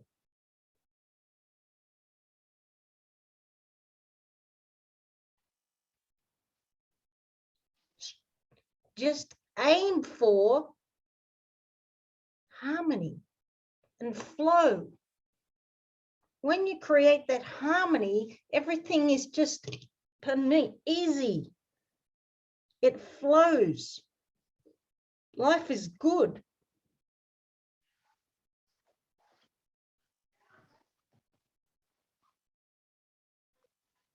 So don't try to be everything in everything,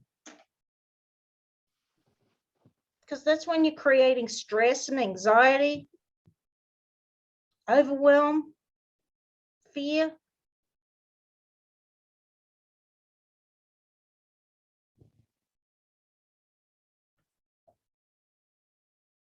So just strive, aim.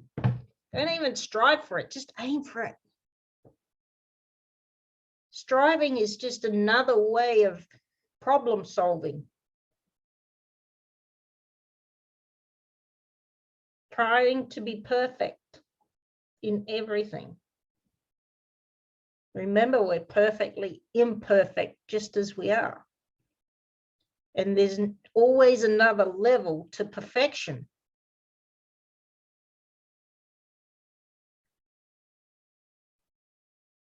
We can never attain perfection.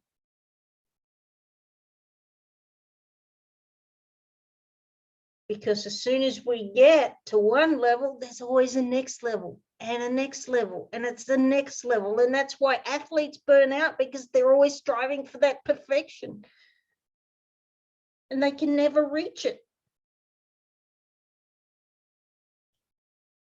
The coaches are pushing them for more and more and more and more. When is more enough? When? We're a more society. Doesn't matter what it is. We just want more, more, more, more, more. More until you bleed, more until you die. Just give me more.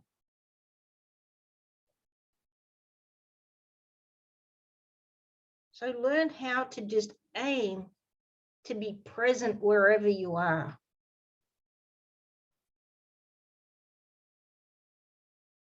And what you're doing is the best that you can do, because we don't know what we don't know. So forgive self for not knowing what you don't know. If you're having a bad day, then that's the best you can be on that day. Allow it. Allow your feelings, allow your emotions to just be. Don't make yourself feel bad or wrong for it.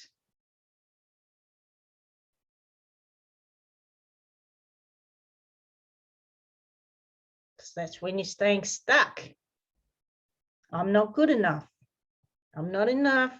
I'm not worthy. I'm not deserving. I don't belong. As I said before, what babies are born that way? None. It's just your own stinking thinking. We have to learn to let it go. Create a new identity. And build a new, awesome, amazing, extraordinary you. You can all see your brilliance. You all know what you're capable of doing, but yet you allow your fear to hold you back. And I've done it a million times myself. But now I'm not letting it, because I'm hungry for success. I'm hungry not for the success of money. I'm hungry for the success of empowering others to change their lives. I'm hungry for the success of showing my grandchildren that they have the power to create anything they want in their lives, that they don't have to go through what I went through, that they have the power of choice. This is my success. Money is a bonus. It's a tool for me to continue to help building bigger and better things for my future.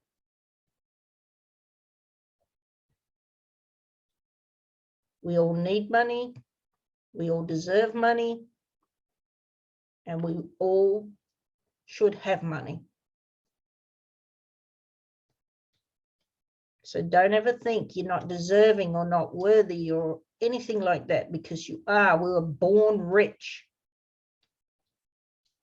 because we are born creators, able to create anything. We're just living in a world, in a reality that's blocked by false belief systems that don't belong to us. And it's proven that it's proven up to 7. But they do believe that there's so much more. And I believe that it's from the beginning of time, that we carry within us all memory of our ancestors, every single one of them. So that's why when you do all this self-development work on yourself, as I did, and you get to the very core of everything and you release it and let it go, but yet you still pull back. Why? Because it doesn't belong to you. It belongs to them.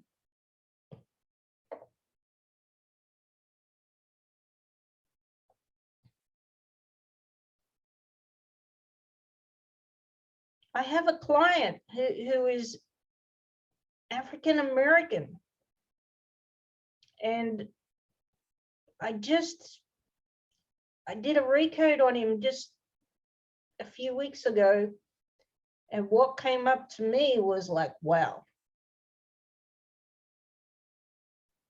He couldn't have, he strives for freedom, but he couldn't have it. He didn't believe that he should be allowed to dream because he didn't even know where that came from. Well, I found out where it came from. His whole lineage was never allowed to dream.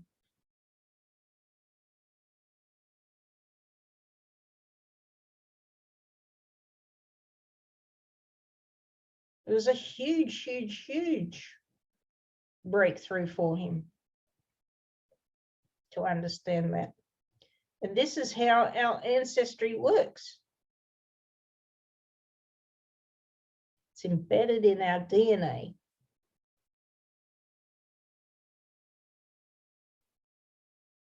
And you have the power to change it. We can change it. With neuroscience and epigenetics, we can now change it. And that's why I'm doing this. This is my legacy. I wish I knew before what I know now so that I could give this to my sons. But I didn't, so I forgive myself for not knowing then what I know now. And now I'm just creating to show my grandchildren how powerful they really are, how they can change anything in their life. The other thing I want to touch on is happiness. Never strive for happiness. Everyone says, I want to be happy. Why? Happiness is unsustainable. Stop striving for happiness and learn to live in joy. Because joy comes from gratitude. And your gratitude is being thankful for where you are right now. It is your wizard's gate.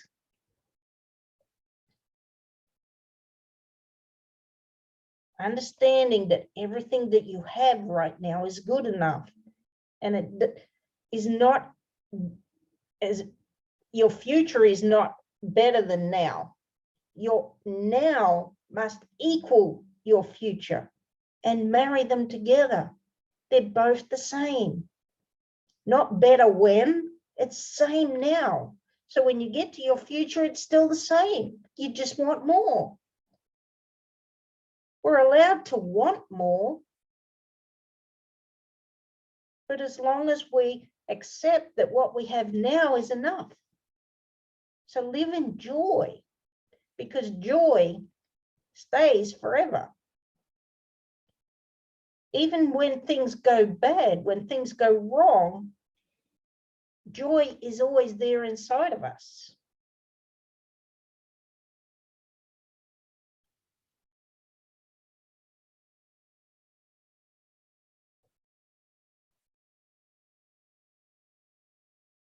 So we get unhappy. However, the unhappiness does not last. Whereas if you're just striving for happiness and you become unhappy, that's when you get stuck in depression. I just want to be happy. I just want to be happy. No, focus on your joy, on your gratitude. Your gratitude is key to everything.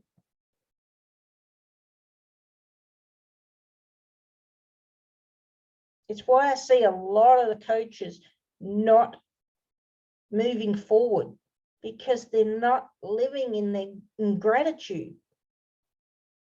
They're saying they are, but they're not. It's just words. It's not coming from here, from your heart. Don't just say I'm grateful. Feel the gratitude. Embody the gratitude. Understand it. Understand your why. Why are you grateful? Why?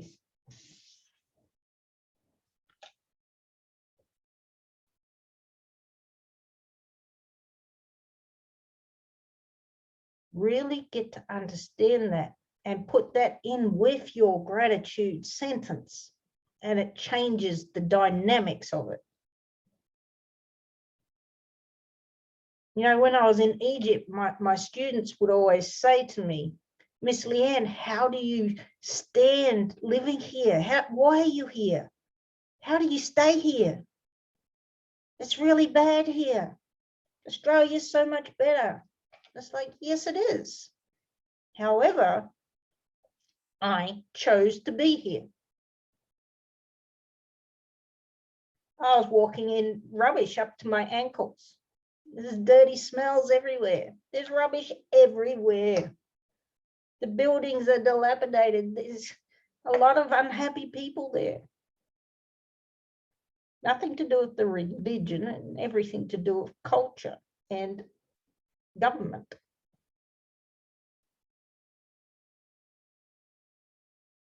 I said, I put on my rose-colored glasses and I choose to go outside and find the best in everything I look at. In that dilapidated building, I look at it and I see the beauty of how it used to be. Because they got some pretty good architecture there. So instead of just seeing a fallen down building that's just looks ugly, if that's all you're looking at, I choose to see the beauty. I was choosing things long before I even met Chris. I was choosing it. I was choosing to see the beauty in the sun coming down as it just hit the top of the mosque and all the shadows coming down. I chose to see the beauty in that.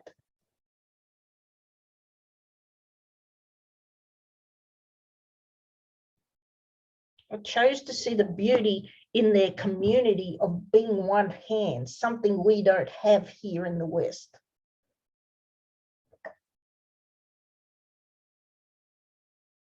I chose to just see the greatness in everything. And it made such a huge difference to my life there. Because if I didn't live like that, I wouldn't have survived the 3 years that I survived there. So you got to embody gratitude, not just say the words.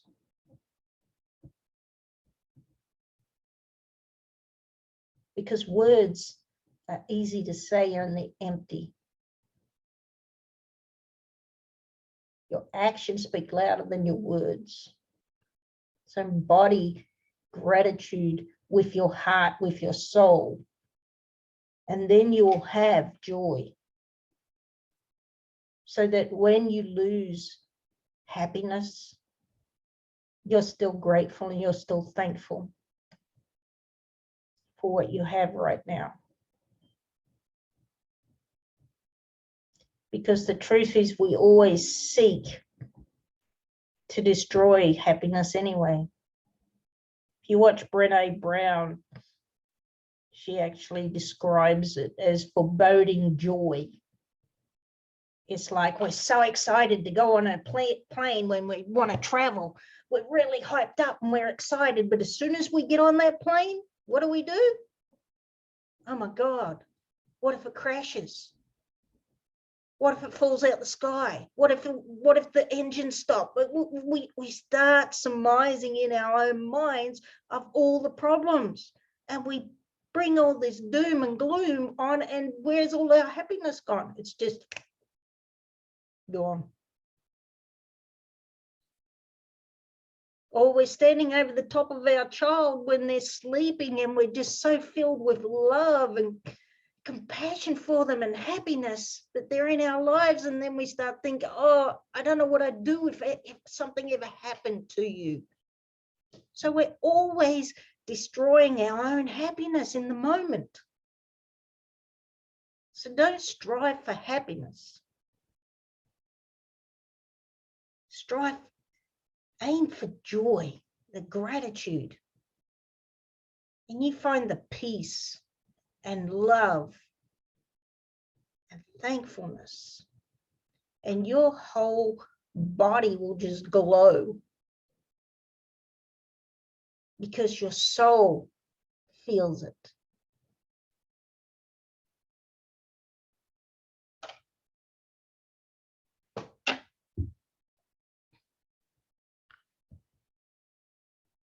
So does anybody have any questions?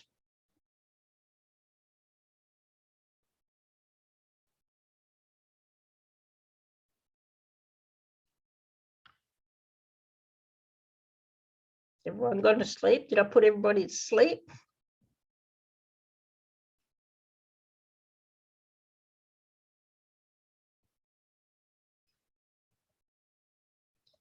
So I want us to just, is everybody with me? You're with me?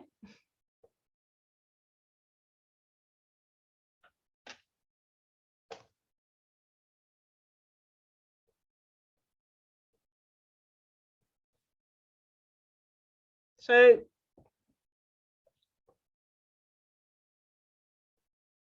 normally I do, hang on, who's with me?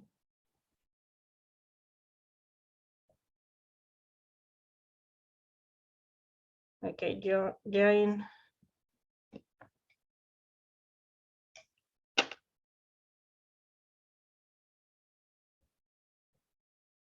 Okay.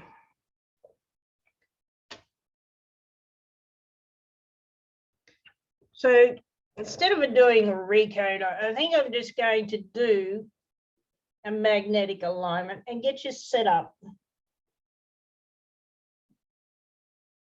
Because we're not really with me. So before I do all that,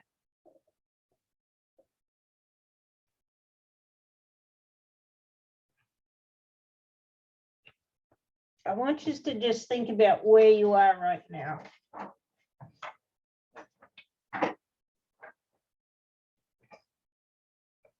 If you've got a pen and paper next to you, I want you to write down what it is you want to create.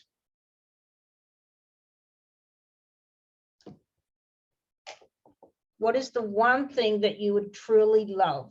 And I want you to write it down. Don't overthink it. Just allow your intuition to just bring it up for you.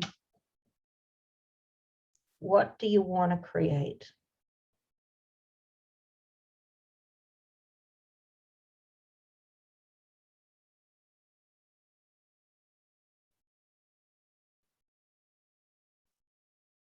So I want you all to just close your eyes now. We're going to work through 3 steps, setting yourself up. So that now we've already explained how we need to do our steps. Let's walk through the steps. So closing your eyes, I want you to notice where you are now and how does that feel?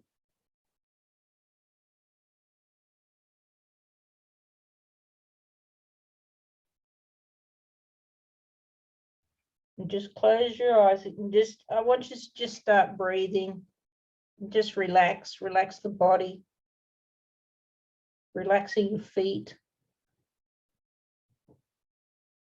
As we move up through the calves, just relaxing, just allow your body to fully relax.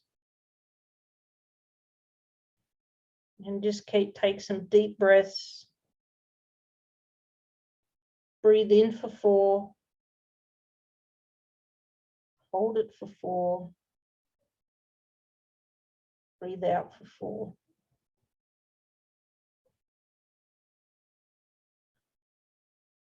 And just keep breathing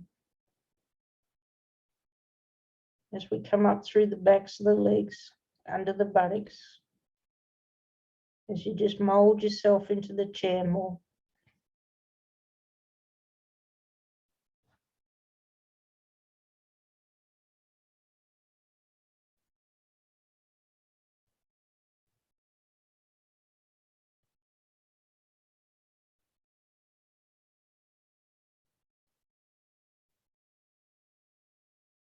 And keep breathing. Breathe in love. Exhale blessings.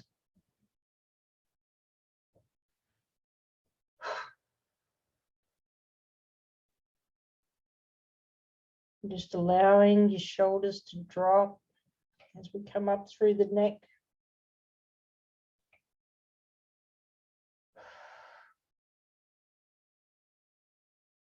As we come over the tops of the head.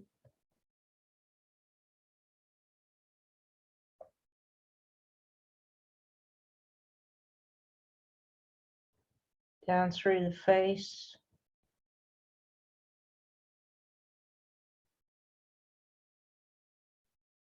Down into the chest, and just allow that breath to just expand your chest and allow fresh oxygen to flow through. Allow love to come forth. As we breathe in love and exhale blessings. As we move down into the stomach. Down into the feet.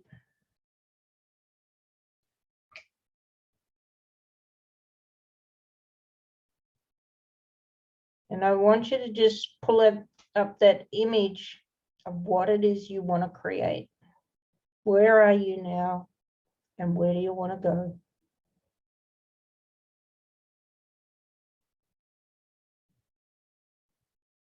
What is it you want to create because you love it?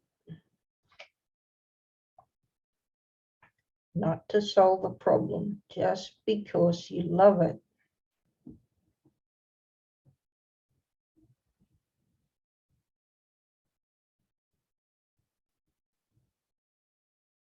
And I want you to notice, what is the first step that you need to take into moving towards that one year goal?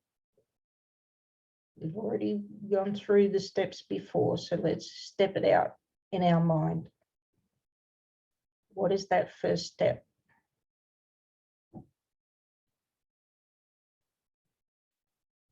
Only you know that step. I can't tell you your step. I have my steps, you have your steps. What are your steps?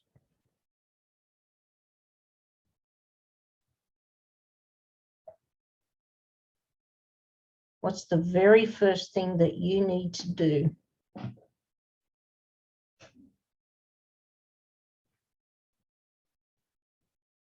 Perhaps it's getting a coach to help push you.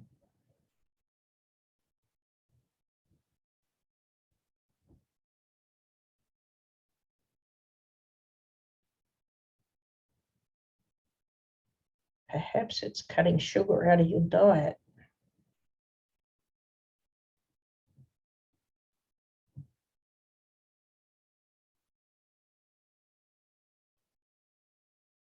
Perhaps it's branding your business.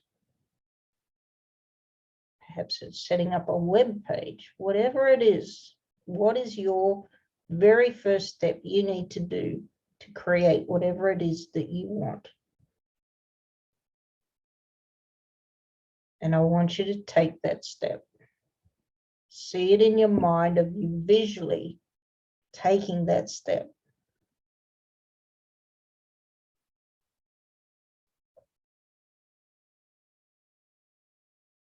And when you've taken that step and you've completed that task, I want you to notice in your body how you feel. Allow your body to feel it. It's more than just a step. It's a feeling. It's an emotion. How does it feel?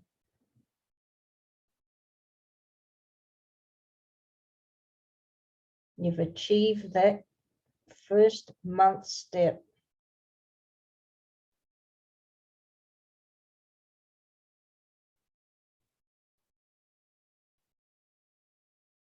Now let's go into the next 90 days. What's the next big step that you need to take? We're taking a bit bigger step. So there's going to be several different things you need to do to create what it is that you want. What are those steps?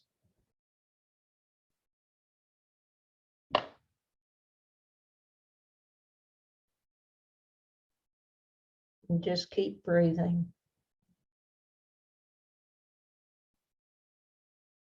And allow that vision of what it is you want to come up in your mind.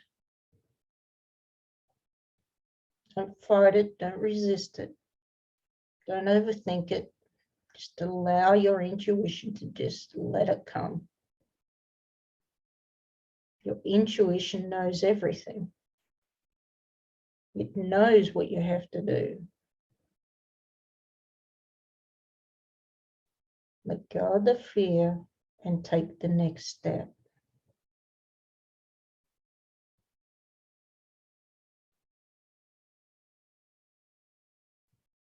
Just notice that in your body, how that feels. You've already completed that first step. Yay, you did it. Your first micro win. Now we're taking the next bigger step.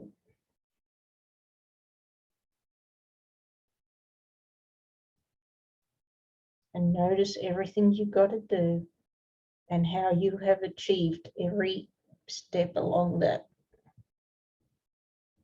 You've ticked all the boxes. You've finished your to-do lists. You're keeping that needle moving forward. Just notice it. Be aware of it. How good does that feel to finish the task that you wrote down?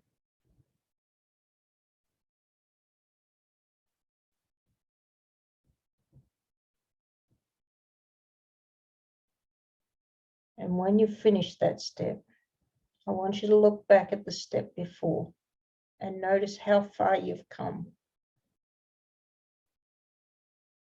And then I want you to look further beyond that step back to where you started and notice how far you have come, how much you have achieved, how much you have accomplished, how proud you should be of yourself. Allow those feelings to embody you, to embrace you. Allow yourself to receive. We're always good at giving, but we don't like receiving. Allow yourself to receive the blessings of all your hard work. You did that. Nobody else did it for you. You did it.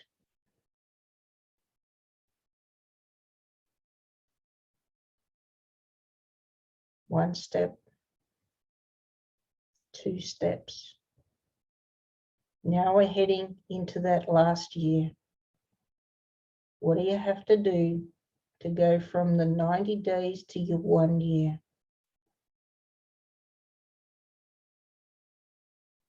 And just see that big vision coming alive.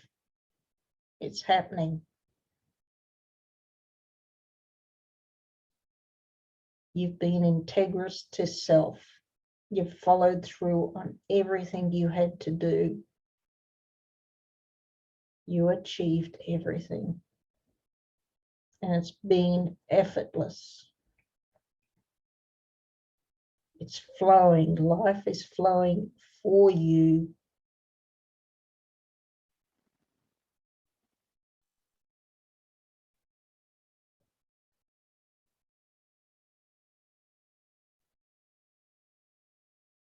And through you. Just allow yourself to notice each step and visualize exactly, maybe it's your health and wellness. Picture yourself feeling more energetic,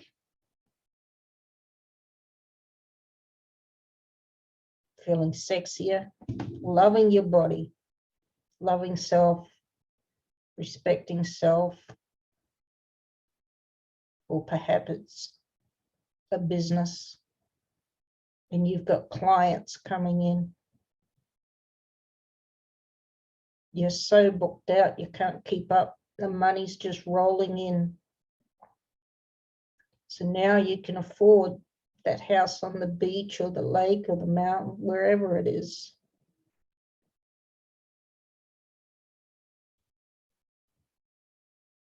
Or perhaps a new car or a boat or whatever it is that you love. Put it in your head. And I'm going to go with a house. And I want you to just picture a big house now, because we've just earned so much money. Life is flowing. Life is easy. It doesn't matter where we are. Life has become good. Maybe it's your original house. Maybe it's a new house. But I want you to walk up the steps of this house.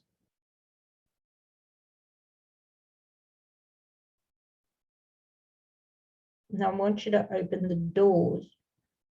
And as you step inside, you hear all this laughter. Laughter coming from the kitchen. You can hear all your family, how happy they are, how joyous they are. They're all in there cooking a meal for you because they feel so blessed to have you in their life. Instead of going towards them, I want you to step to the right, and I want you to see a big hallway. And as you start walking down this hallway, I want you to notice on the left-hand wall, the entire wall is covered in photographs of where you started. And as you're taking each step down the hallway, you're seeing all the accomplishments that are there on the wall for you to see. Every step along the way, and as you keep going, you're feeling how proud you are. You're noticing the difference from where you started to where you are now. And just keep walking. And as you get to the end of the hallway, I want you to turn to the right. And on the right is a mirror. It goes from the floor to the ceiling.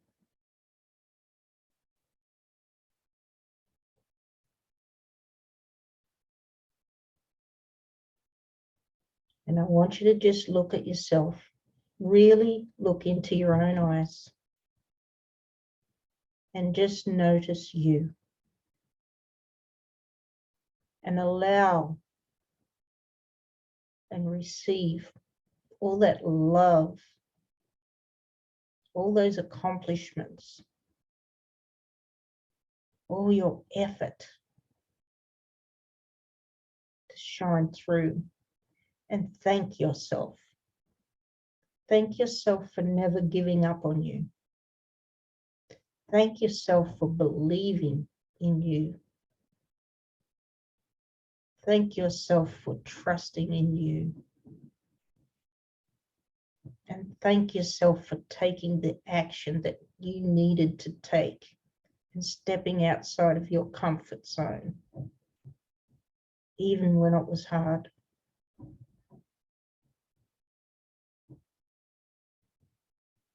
Thank yourself and tell yourself how much you mean to you.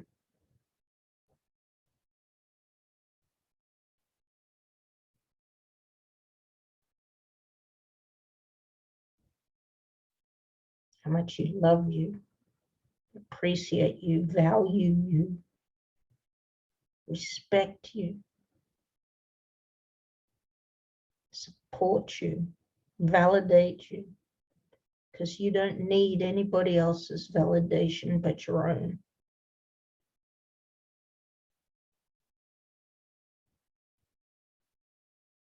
Acknowledge. Acknowledge the times that you wanted to give up and thank yourself for never giving up.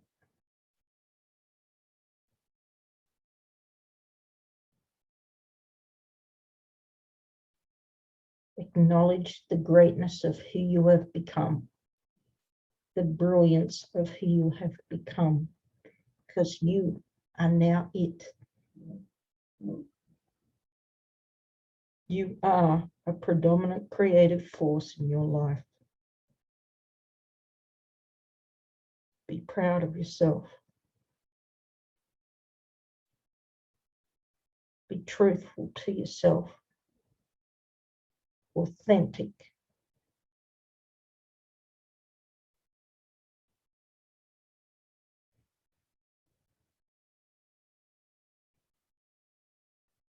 Just notice all that feeling welling up in you.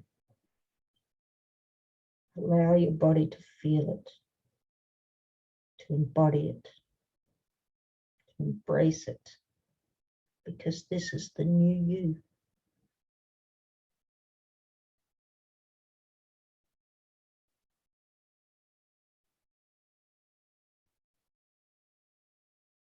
And when you're ready, and you can come out.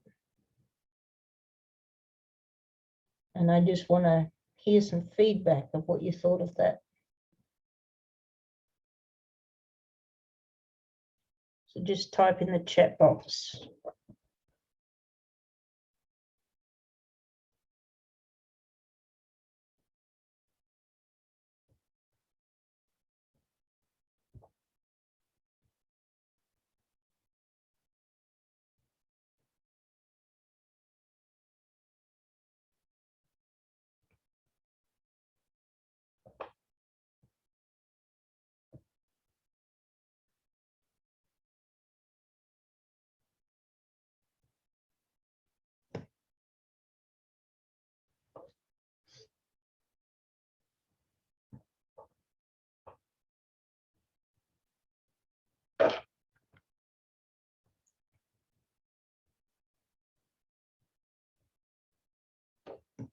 Thank you, Simona. That's awesome.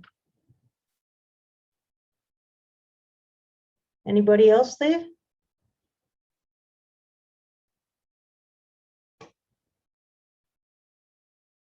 Everybody falling asleep?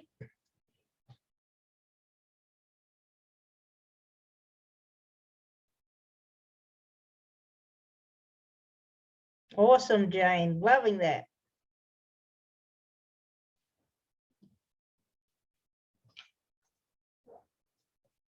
What about you, Paula? Are you there?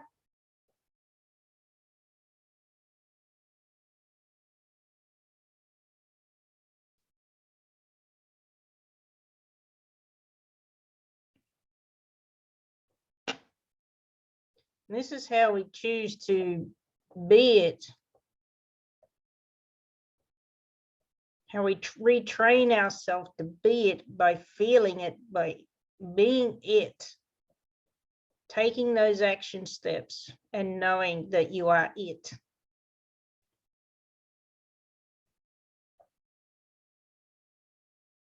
You're welcome, Simona. Thank you for showing up for you today. So I'm just to cap off, I'm just going to discuss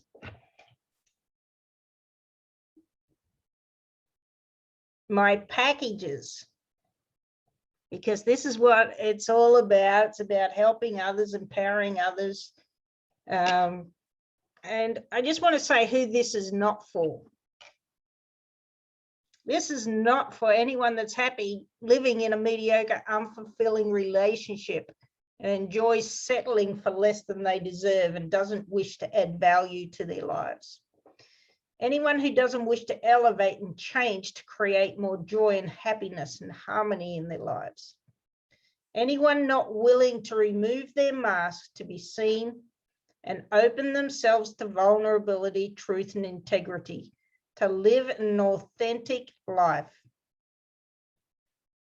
who's happy living in conflict and reaction and blame and shame and anger, who enjoys being stressed and anxious.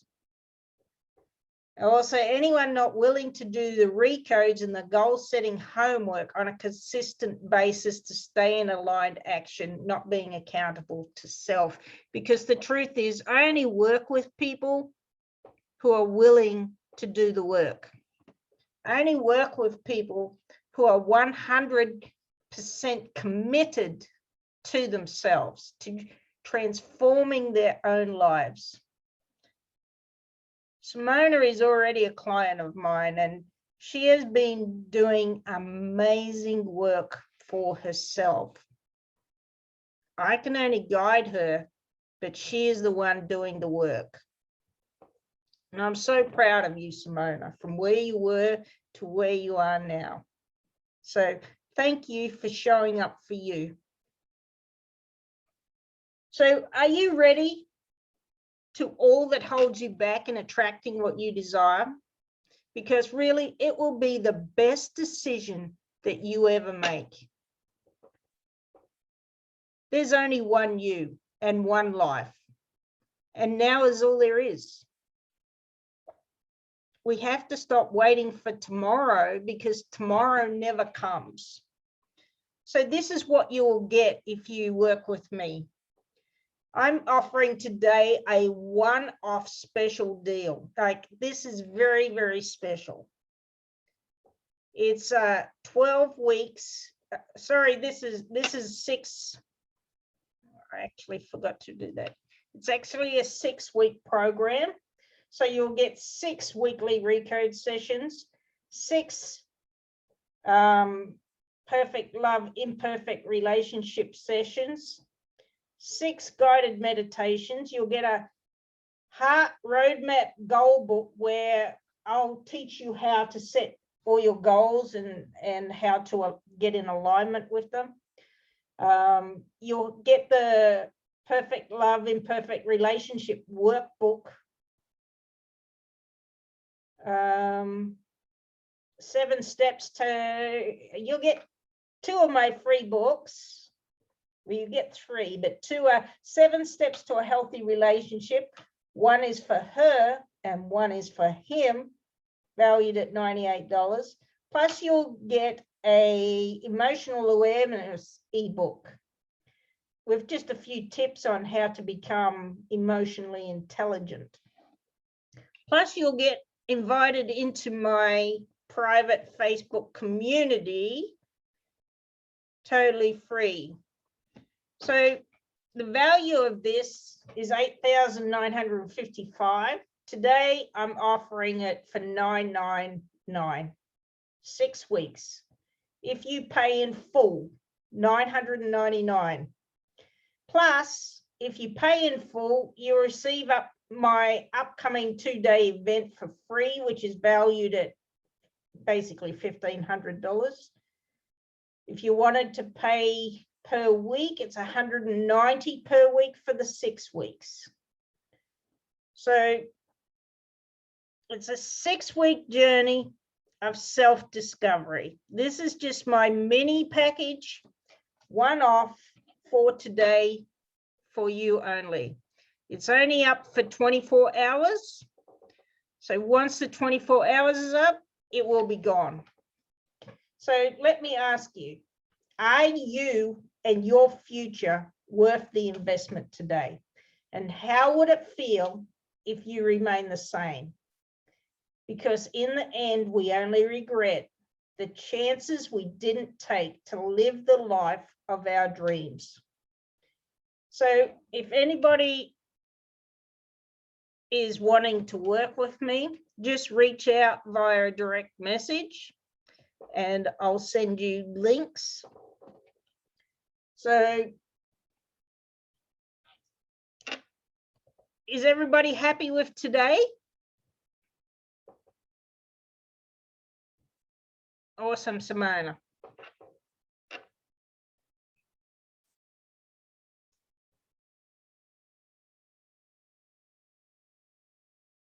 All right, well, I think I'm going to end the session now. because it's now 11:50, so I've been on for 4 hours. I thought it was a great morning. Paula, you missed out on quite a bit of the beginning. So there will be a replay if you want to watch it again. I want to thank you all for showing up today. I truly value you and appreciate you for coming along and supporting me. I'll be sending you the ebooks regardless. If you're, I'll send you the links to those if I haven't already. I think I went through and sent everybody links. If I missed you, just let me know and I'll send you my ebooks for free. So it's 3 for free.